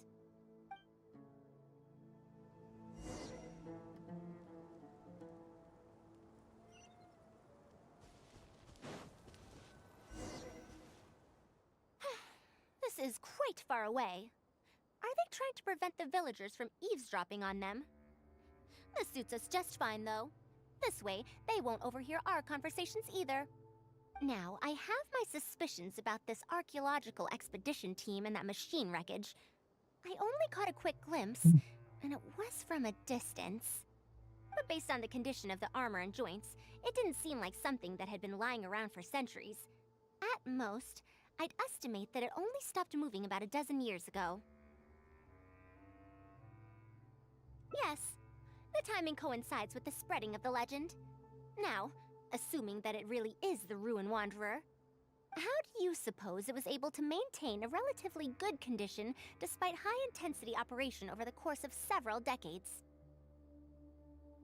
That's right. Technically speaking, the module shouldn't be able to move such a large machine chassis. However, I'm basing my knowledge on the mechanical life forms I've seen before. Well, this was over 100 years ago. It was a machine about the same size as Karkata, actually. It couldn't carry heavy objects or fight, and was only able to help me record some notes. It also helped me deliver letters home. I found it near the desert, which is why I wondered if there might be more restitution modules buried around here. Honestly, people in ancient times might have already solved the problem of providing enough power for all I know. I'll need to research this properly. Had I confronted Raid right there and then, he would have said that he couldn't tell that the machine was special. Then he'd just hand it over to the Academia obediently, and he'd get away scot-free. If the wreckage were to be handed to the Academia, it'd be much tougher for us to do research on it or get spare parts for Karkata. Anyway, we should figure out what they're planning before making our next move. They insisted that we should stay the night, which means if they're trying to pull a fast one on us, they're likely to try tonight. We must be vigilant.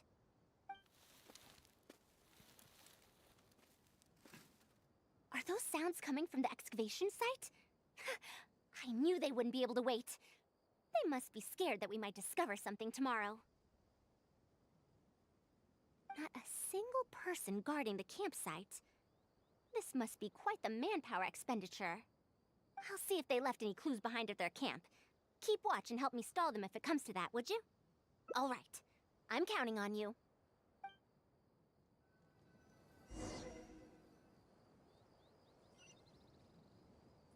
Yeah! Skyward! Scatter!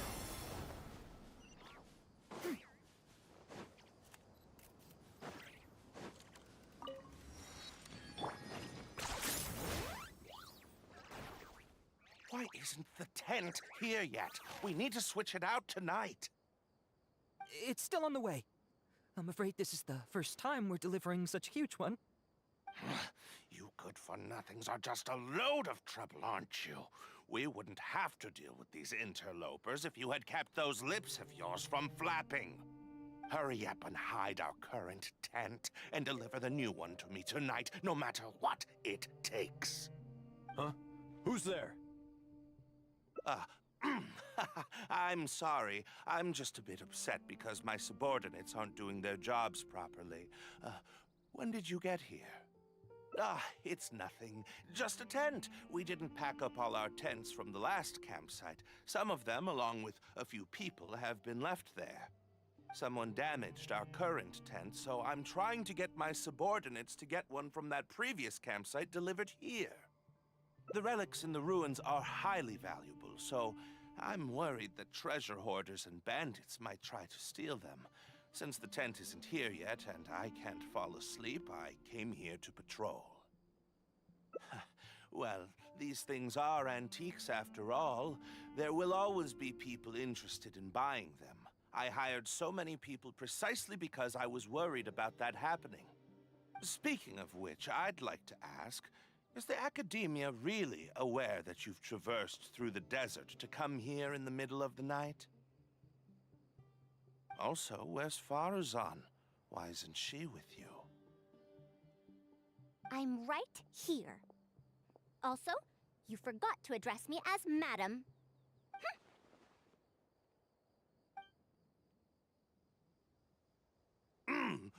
Sorry, Madam Farazan. You were all making so much noise that I couldn't sleep, which is why I got the Traveler to find out what was going on. But for some reason, that one task took forever, so I came to check in on the situation. I'm very sorry for disturbing your rest. I'll tell my subordinates to be quieter on patrol. Good. Come on, Traveler. Let's head back. Yes, we came to check out the situation, didn't we? Well, we've already done that. We should get better rest so that we'll have energy to investigate tomorrow.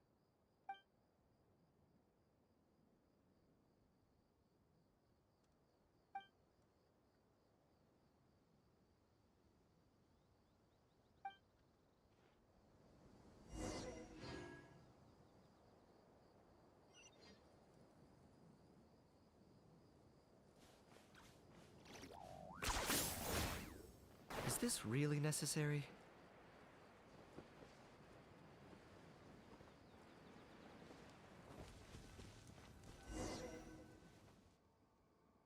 Thanks for dealing with them. Now, I found something good on my end. These are the excavation records from their campsite. According to them, the ruins have been raided before, with numerous traps and contraptions having already been triggered. I also observed the wreckage up close earlier. The weathering is nowhere near as extensive as on the relics that have been buried for over 100 years. There's no doubt that the wreckage and the ruins don't belong to the same era. Instead, it must have wandered into the ruins about a dozen years ago. It could have fallen into a trap or encountered a glitch within the ruins, remaining stationary like that until it was discovered recently. However, I still don't know why they'd want to hide it. I have no doubt that the researcher could definitely reach the same conclusion I did. The last few pages of the excavation records are written in code, which I still need time to decipher. The answer may lie within those pages.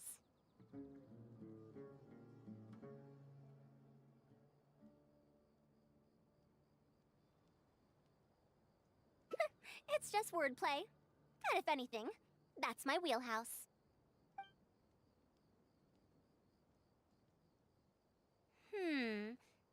Just a bit more. Ah, I see now. Help! Please help! Why are you running away? Come back! Protect me! What's that sound? Is it?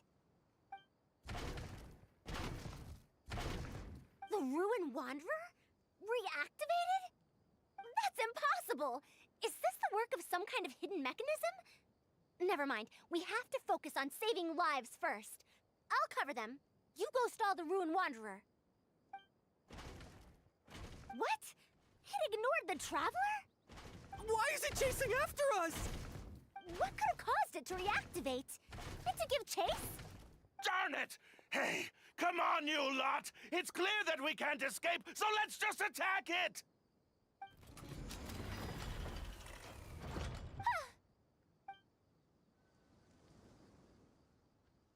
It stopped? Hey, you guys, get up there and tell me what's going on. But what if it suddenly moves? You good-for-nothings. Why is everyone I hired so useless? Move! I'll do it myself. Looks like this thing's parts can't handle the load of functioning anymore after years of disrepair. When it first reactivated, I was wondering if it'd be as amazing as the legends had pegged it to be. I didn't expect it to be so much weaker than it looks. How disappointing. Disappointing, you say? Now, is that because you won't be able to sell it for much? Faru-san, you may be my senior as an academia researcher, but that doesn't mean you get to slander me. You wrote these excavation records, did you not? Or perhaps calling it a ledger might jog your memory a bit better. I don't recognize that thing. January 3rd, excavated 5 tents. January 5th, 3 tents sold. January 10th, 1 special tent pre-sold. It must quickly be switched out with an old tent. You're supposed to be an archaeological expedition team, and yet here you are, secretly selling the relics and profiting from it. When you believed that you had found the wreckage of the Ruin Wanderer, you tried to switch in wreckage that you had excavated previously to pull the wool over the Academia's eyes. After all, there would probably be many wealthy buyers interested in purchasing the legendary Ruin Wanderer in the black market, yes? And then we arrived just before you could finish your work. That forced you to speed up your plan and you tried to complete the switch overnight before I could investigate the wreckage.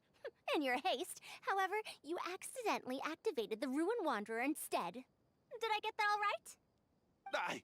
I don't know what you're talking about. You lack the curiosity befitting a man of knowledge, nor do you have respect for mechanical life forms.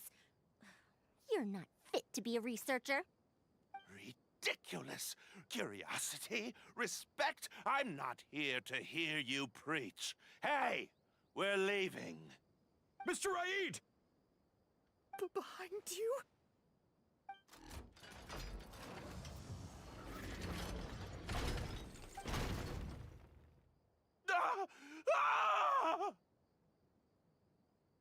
Why is it moving again? Run!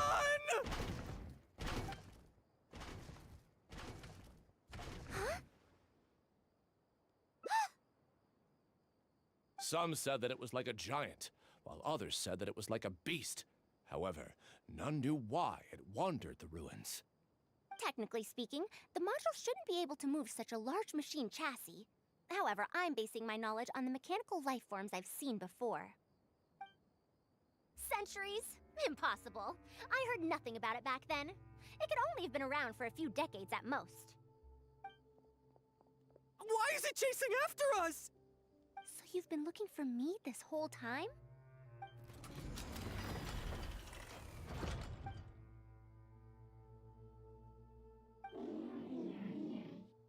Long time no see, Tamimi.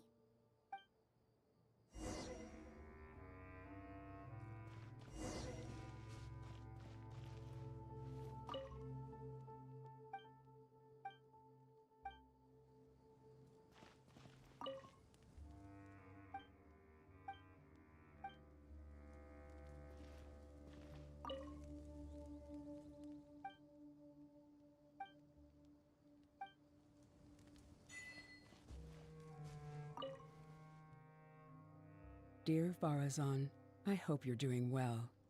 It has been over 20 years since you went missing. People from the academia keep telling us to give up and that you're most likely dead. But somehow, I feel like you're still alive.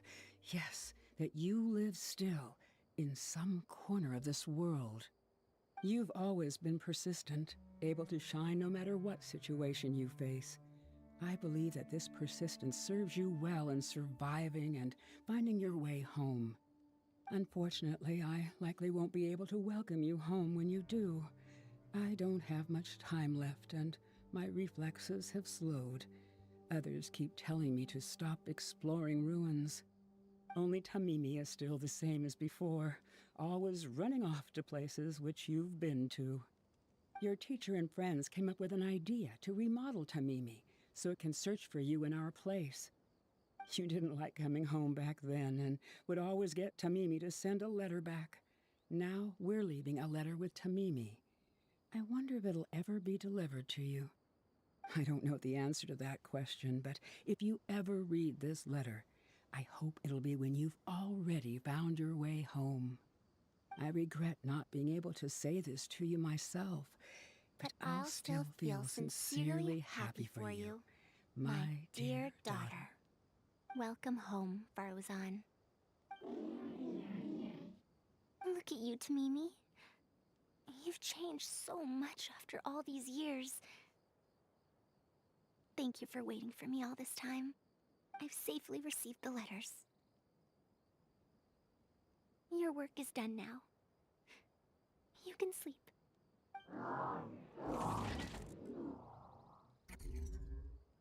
Tamimi, the mechanical life form I encountered back then.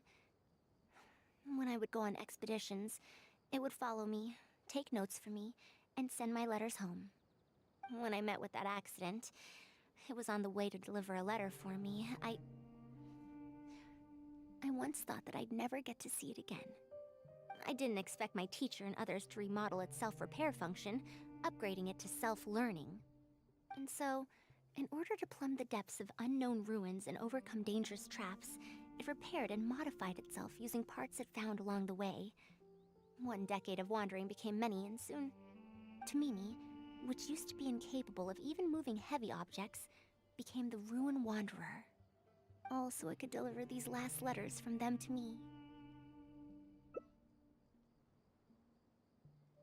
The strain to support such a huge body must have turned out to be too much for your heart, right? Even after the remodeling, its restitution module still can't function perfectly in perpetuity. It has been pushing itself beyond its limits over the past few decades. Just like a living being, mechanical life forms have a limited lifespan. It probably became trapped in the ruins all those years ago because its shelf life had run out. It most likely only reactivated because it detected my presence. And then it mustered up everything it had to deliver that last letter. Now, it can finally rest in peace. Tainari told you what happened to me, right? You don't have to apologize. It's not like this incident is a secret in the academia. Besides, I've always treated it as a failed experiment.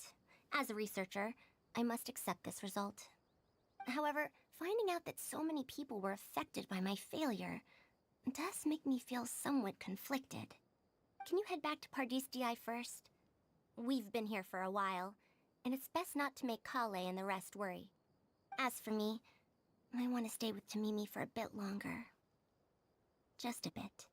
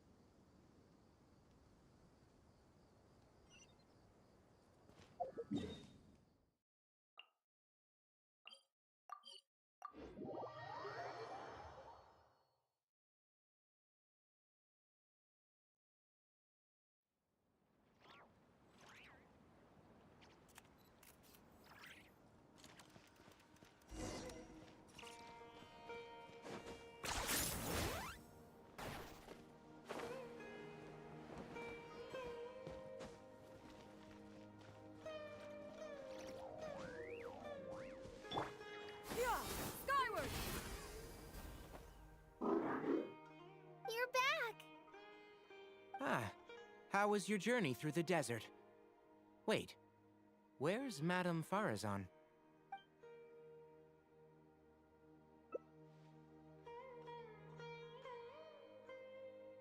So, Madame Farazan has some other things to settle. All right. And to think that Raid was doing all those things on the sly.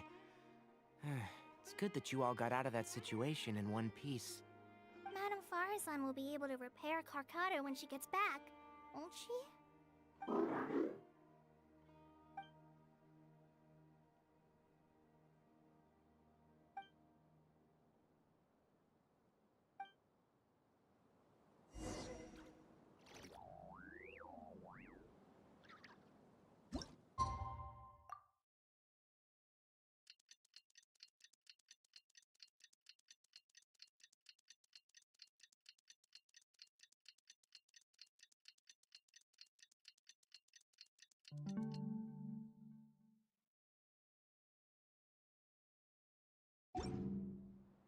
I'm back!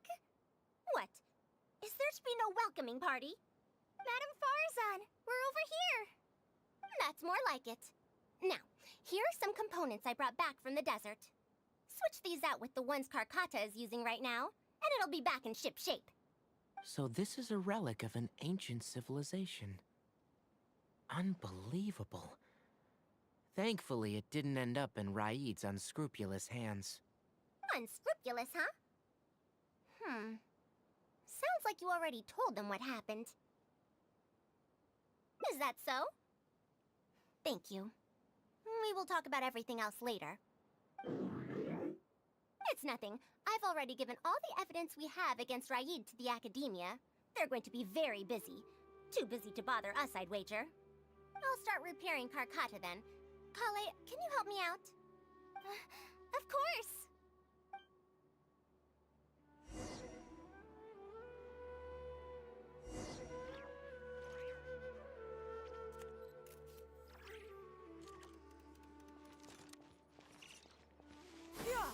Skyward!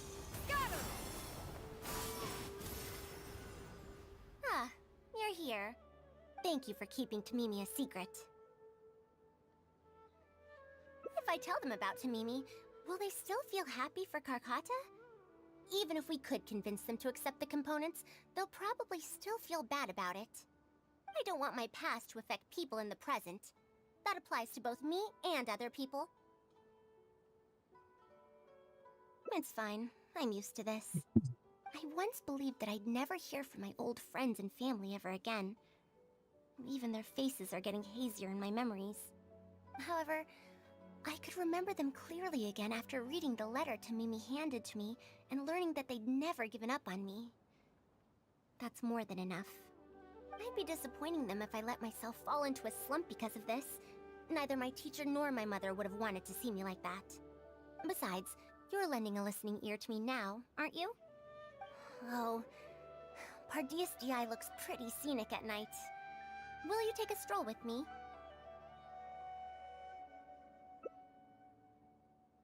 Once Karkata's condition stabilizes, I'll find a chance to tell Tainari and Kale about all that.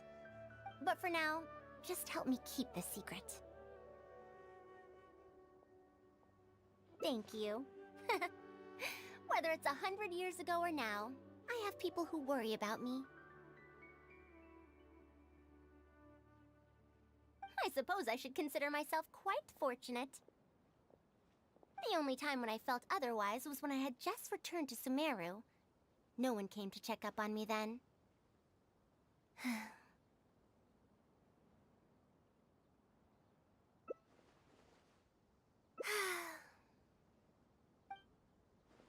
Yeah, I'm home.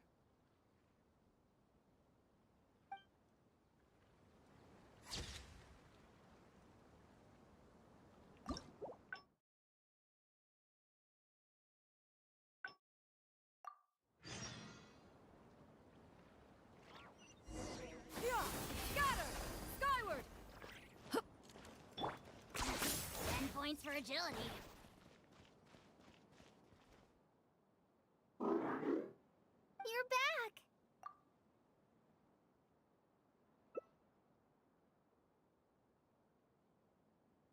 Oh no. She finally got to reunite with an old friend from 100 years ago. But... As a researcher, she could perhaps accept it. However, as a friend, student, and a daughter, we should give her some time. Let's just wait for her here. And in the future, I hope that we can be here to support her as her new friends.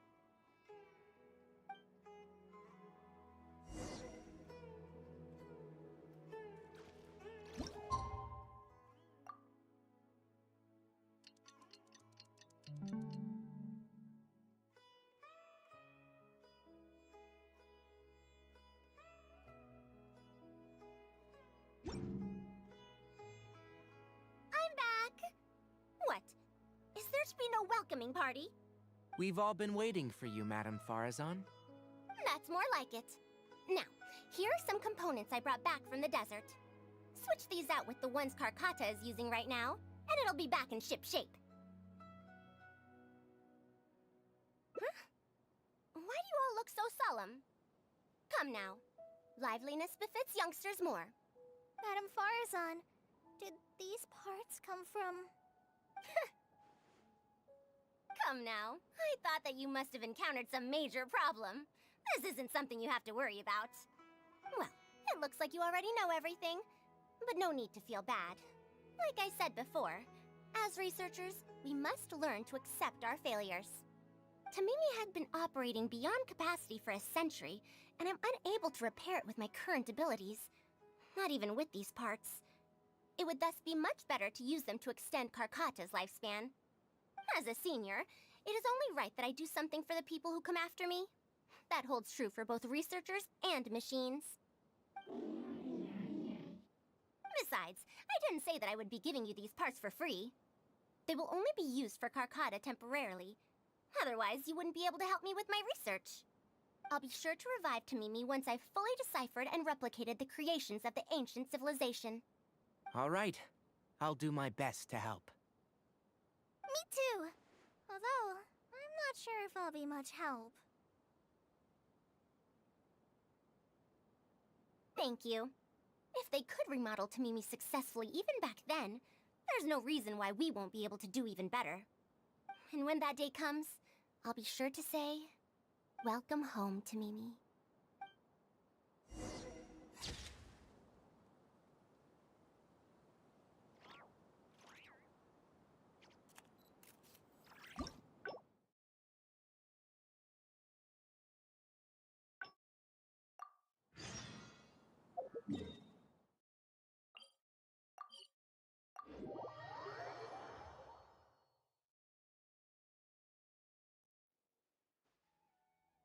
What now? She seems so busy.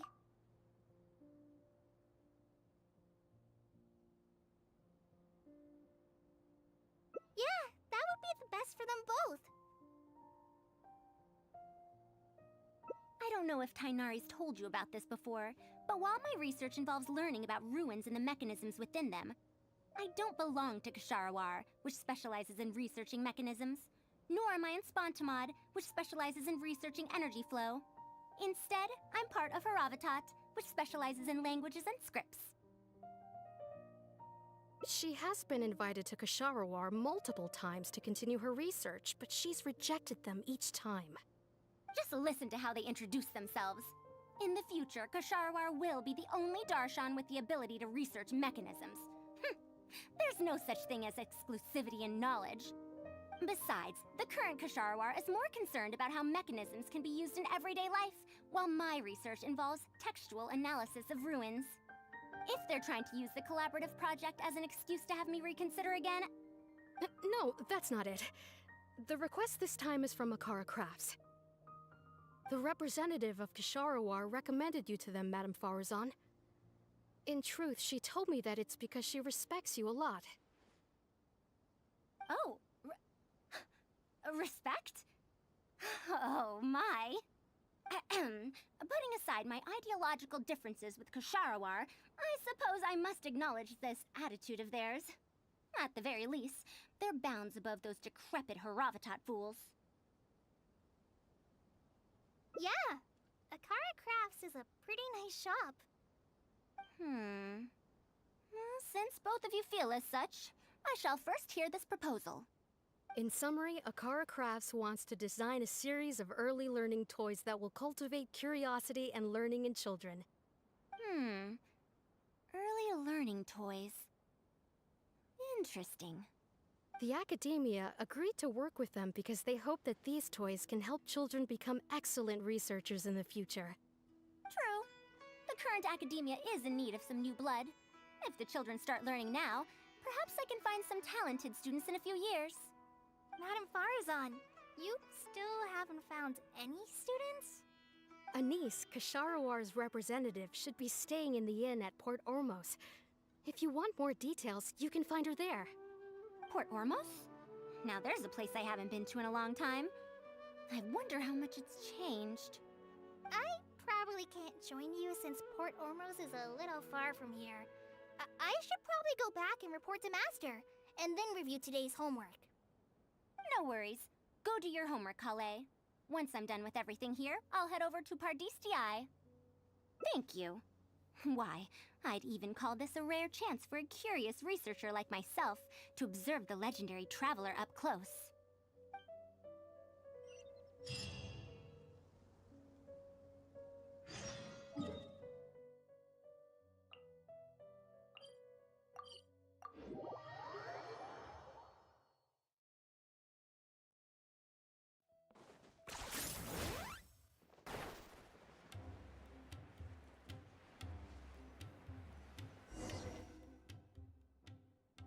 Madame Farazan!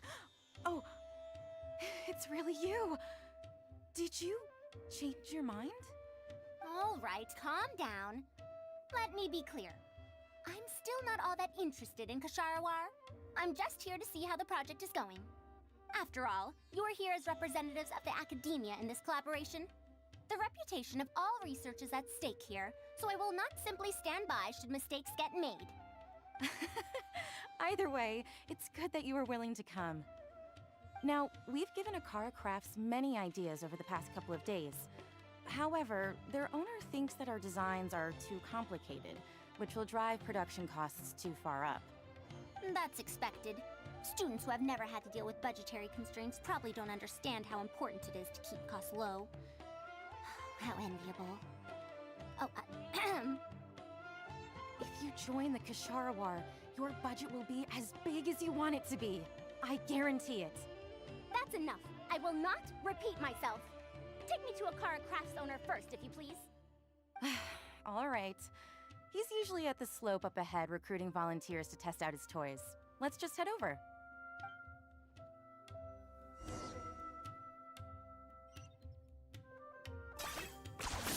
You really are a one-trick pony, you know.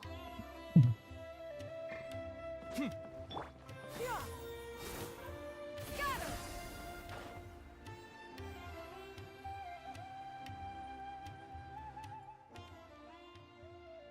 Mamdu, the one I recommended is here. Oh, so you're, Madame Farazan? Yes, that's me. Ah, wonderful. We haven't been able to make any progress on our collaboration recently. We've made many suggestions, but Miss Anis thought that those ideas were too simple and wouldn't be effective in training the mind. These early learning toys are meant to help the academia train future researchers, after all. If they're too simple, then how are they any different from regular toys? But if they're too complicated, not only will they be expensive to produce considering our production capabilities, but they won't have much broad appeal to Sumeru's children either. So the design can't be too complicated, but it can't be too easy to play with either. I remember that in your notes, many contraptions have managed to fulfill complex functions despite using simple parts. Maybe we can do something similar with these early learning toys. The contraptions in my notes? I didn't create those. I simply took the contraptions in the ruins apart and analyzed them. But now that you mention it, the ruins did have things like that. Do you have a pen, paper, and scissors? I'll make a paper prototype. You have an idea already? I suppose I should have expected as much of a respected academia senior researcher. We do have those. Yes, please, help yourself. Oh, you're done already? Let me explain. These 3 thick lines represent 3 poles. These paper strips of varying lengths represent rings of different sizes. They can be slotted onto the poles and stacked up like a tower. Well, that is easier to make than I expected. So, how is this game played? That's very simple as well. You just need to shift the tower from this pole to another pole. Isn't this a little too simple? Even by the standards of an early learning toy, I mean. Of course, when moving each ring, the paper strips in this case, you must follow one rule. You can only move one ring at a time, and you can't place a bigger ring on top of a smaller one. It's like building a tower. The rings in the 3 poles must be stacked from big to small. I named this toy Pagoda Stack. Pagoda Stack. That sounds way too simple. Even I feel like it's missing something. Give it a try and you'll find out if it's simple or not. I heard from Anis that you find volunteers to try out the toys, right? Why don't we do the same for this game? It's such a simple toy. There's no need to... Mandu, let's just do as she says. Okay, then. And that's how you play this game. You can all give it a try. Let's see who's able to move the tower to another pole in the smallest number of steps. You called everyone here for such a simple toy? It doesn't look like it'll take that many steps. Come on, we all promised to help Mr. Mamdu test out the new toys. He said he'd give us new Genius Invocation TCG cards. Ugh, fine. Let's get this over and done with so we can head back and play cards.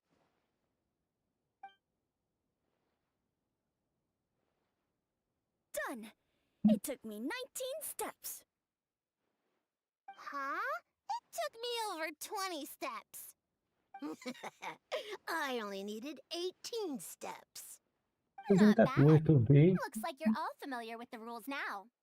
Then let's increase the difficulty. The next tower will be 5 layers tall. Now then, give it a shot. Wait, there's more? Well, since we're already here, why don't we just give it a try? An extra layer shouldn't make it that much harder, right?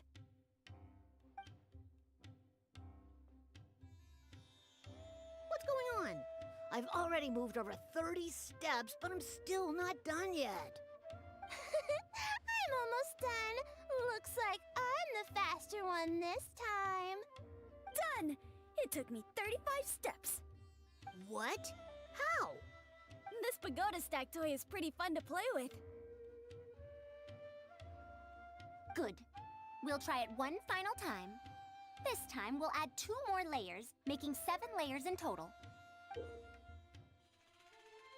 Mamdu, we've still got quite a few paper strips here. Why don't you give this a go as well? Do you need that many steps for something this simple? Let me try. Madame Faruzan, allow me to try it as well. You were looking at it quite seriously just now. Are you starting to understand the principles involved? I think so. If you want to test out your hypothesis, you'll just have to play and find out. Got it. We don't have enough paper strips left for you, Traveler. However, by the looks of things, you seem to have the game figured out. Why don't you guess what the lowest number of steps needed to solve a 7-layer pagoda stack is? I'll go with 3. Oh, color me impressed. You figured it out so quickly. Let's see how well they do then. If I move this small ring, then the big one won't be able to go on top of it. Oh, this is going to take more steps than I expected. I've lost count of how many steps I've taken. Can I restart? This got a lot harder.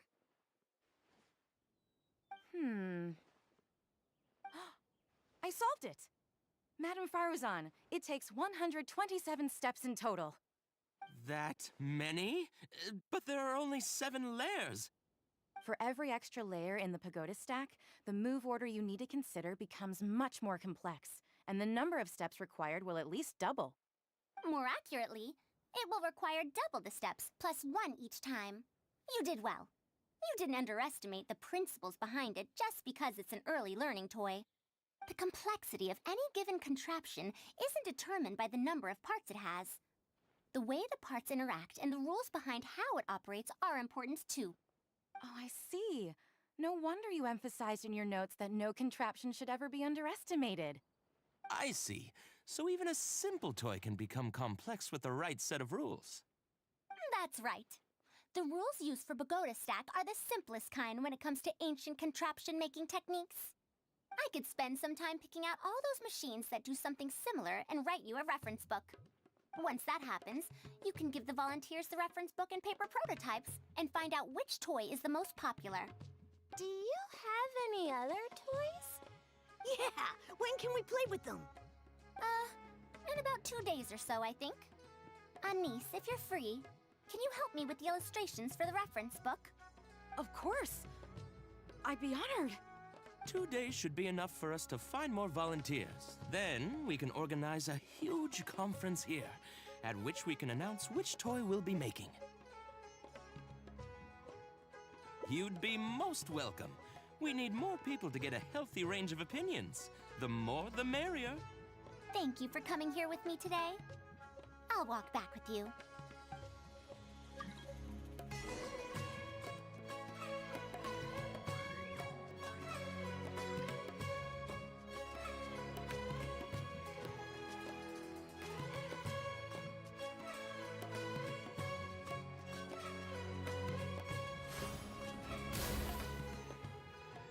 I'll be going then.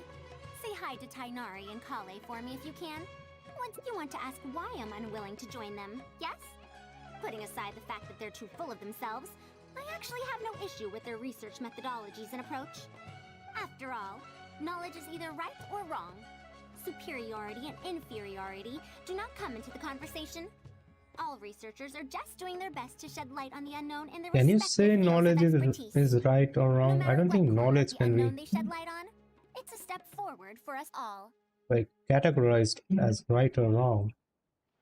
Because I I think believe it's more about wholeheartedly in how that you principle. use that Even knowledge. if the others call my research useless, as long as the knowledge I gain from it is accurate, it could become useful in the future.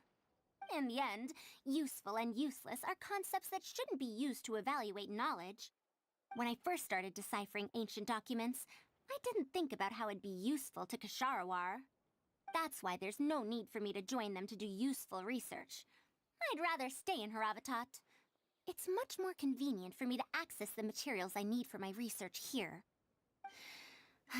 Still, the funding that Kasharawar has offered me is so hard to get in Haravatat. Perhaps if this collaborative project goes smoothly, I can even ignore Haravatat and ask for a higher budget directly from the academia. Oh, I could come up with lots of ideas. With Anis's help, 2 days will be enough for our work. However, I'm still undecided as to the style of the reference book's text and illustrations. You're right. Explanations are a core part of early developments, too. By using detailed and accurate illustrations, we can impart knowledge more effectively. It would also make it easier for me to recruit students. Thank you. I'll take your opinion into account. See you in 2 days.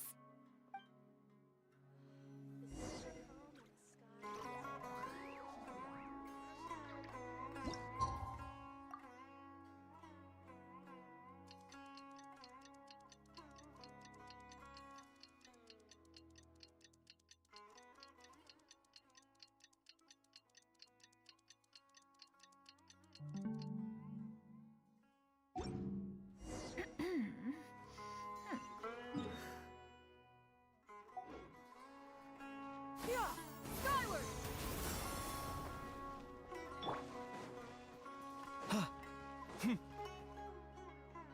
Oh, you're here.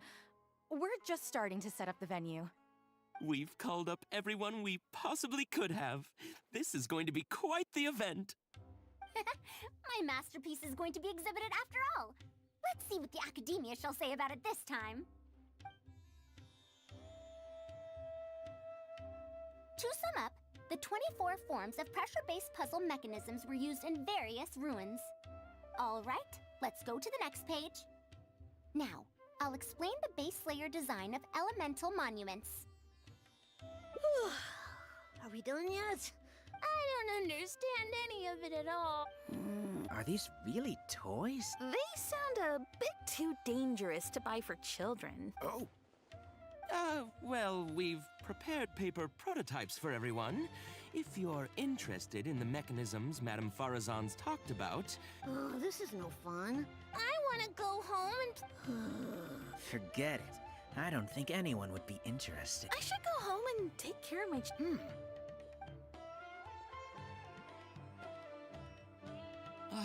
How did this happen? Forget about getting opinions from others. No one even wanted to stay and try them out.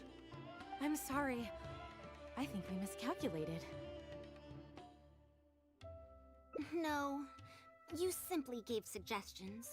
I was the one who decided to follow through. Anis, too, was only following my instructions.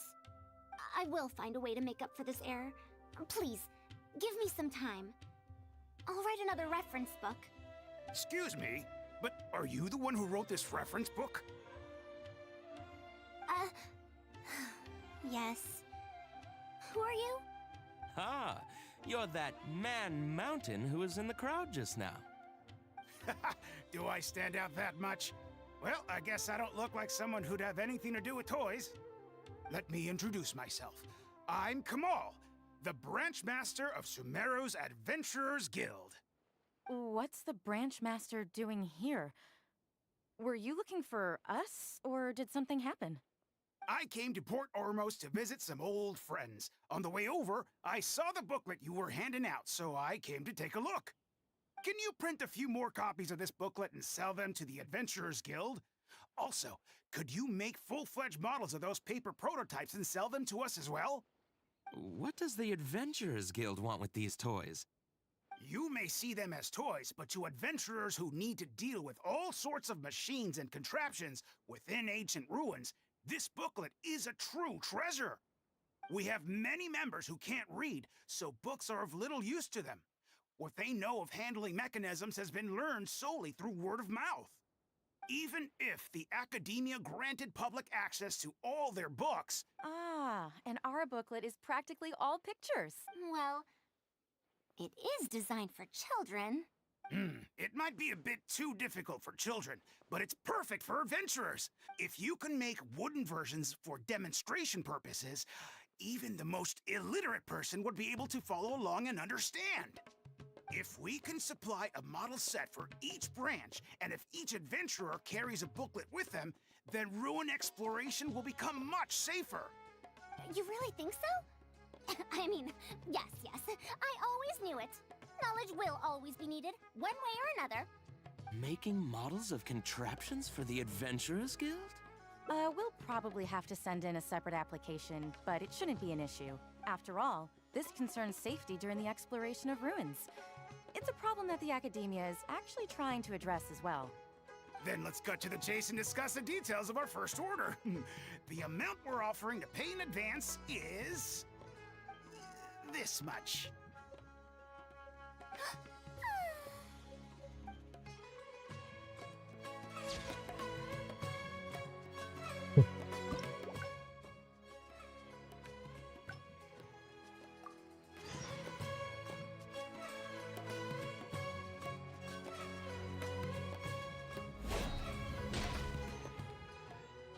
I'll be going then. Say hi, Anise. We haven't had much...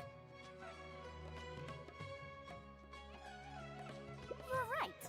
If no one understands the reference book, it doesn't matter how detailed it is. It's better to make it simpler and fun so that children will be interested in the subject. Thank you. I'll take your opinion into account.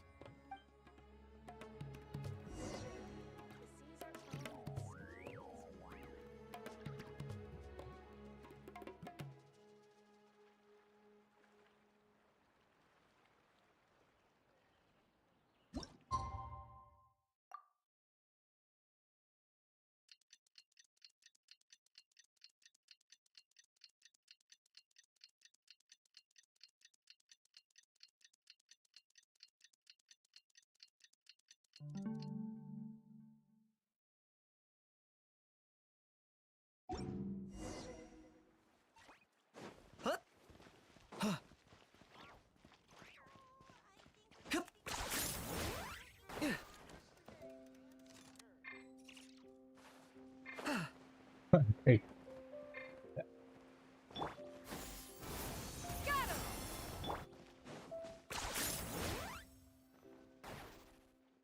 Oh, you're here.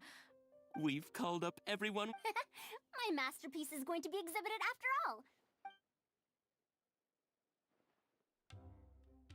And if we activate this little mechanism just like that, a Sumeru rose will appear at the top of the cane. Oh, I see. I thought it came out of thin air.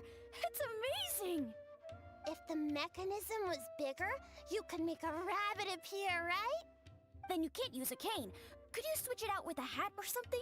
You're applying what you learned creatively. Not bad. Let's look at the next page. If you fold an origami bird like this, it'll fly further and more stably. Whoa. You can make a mechanism using just a piece of paper? The principles at play are even more important than the parts that make up a mechanism. These are pretty cool. I'm tempted to try them out. I'm not that interested in toys, but if they'll be beneficial for children's development... Everyone, we have paper prototypes and craft materials that you can use to make your own toys. Come try them out. This is such a well-prepared event. I'll give it a go. But we want to play too! It's fine.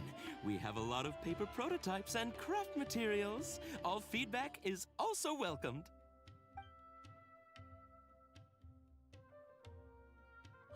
Oh, my origami bird flew further this time.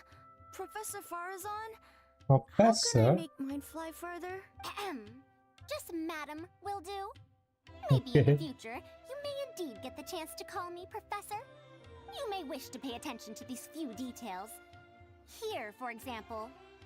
All right, try it again. Wow! It really did fly farther! Madam Farazan, will we learn origami at the Academia? Of course you will. If you become a researcher, you can explore any field you like to your heart's content. In the future, if you want, you can even become one of my students.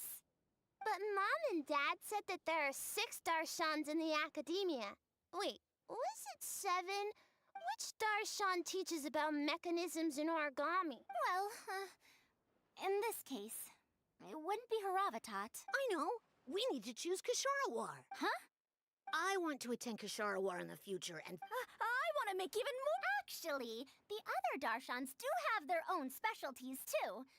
How did this happen? What if we end up in a Darshan we don't like? No, That decides which house you belong to. the only You person have no able to say. restrict your curiosity as a researcher. Not really. Huh. It's all right. You still have a long road ahead of you. Let me tell you a story about pressure-based mechanism.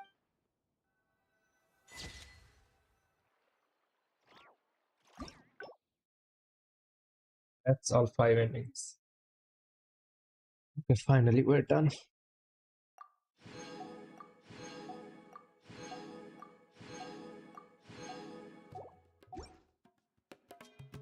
Hal loves being antagonistic. Just ignore him when he's mouthing off. Don't let him get under your skin.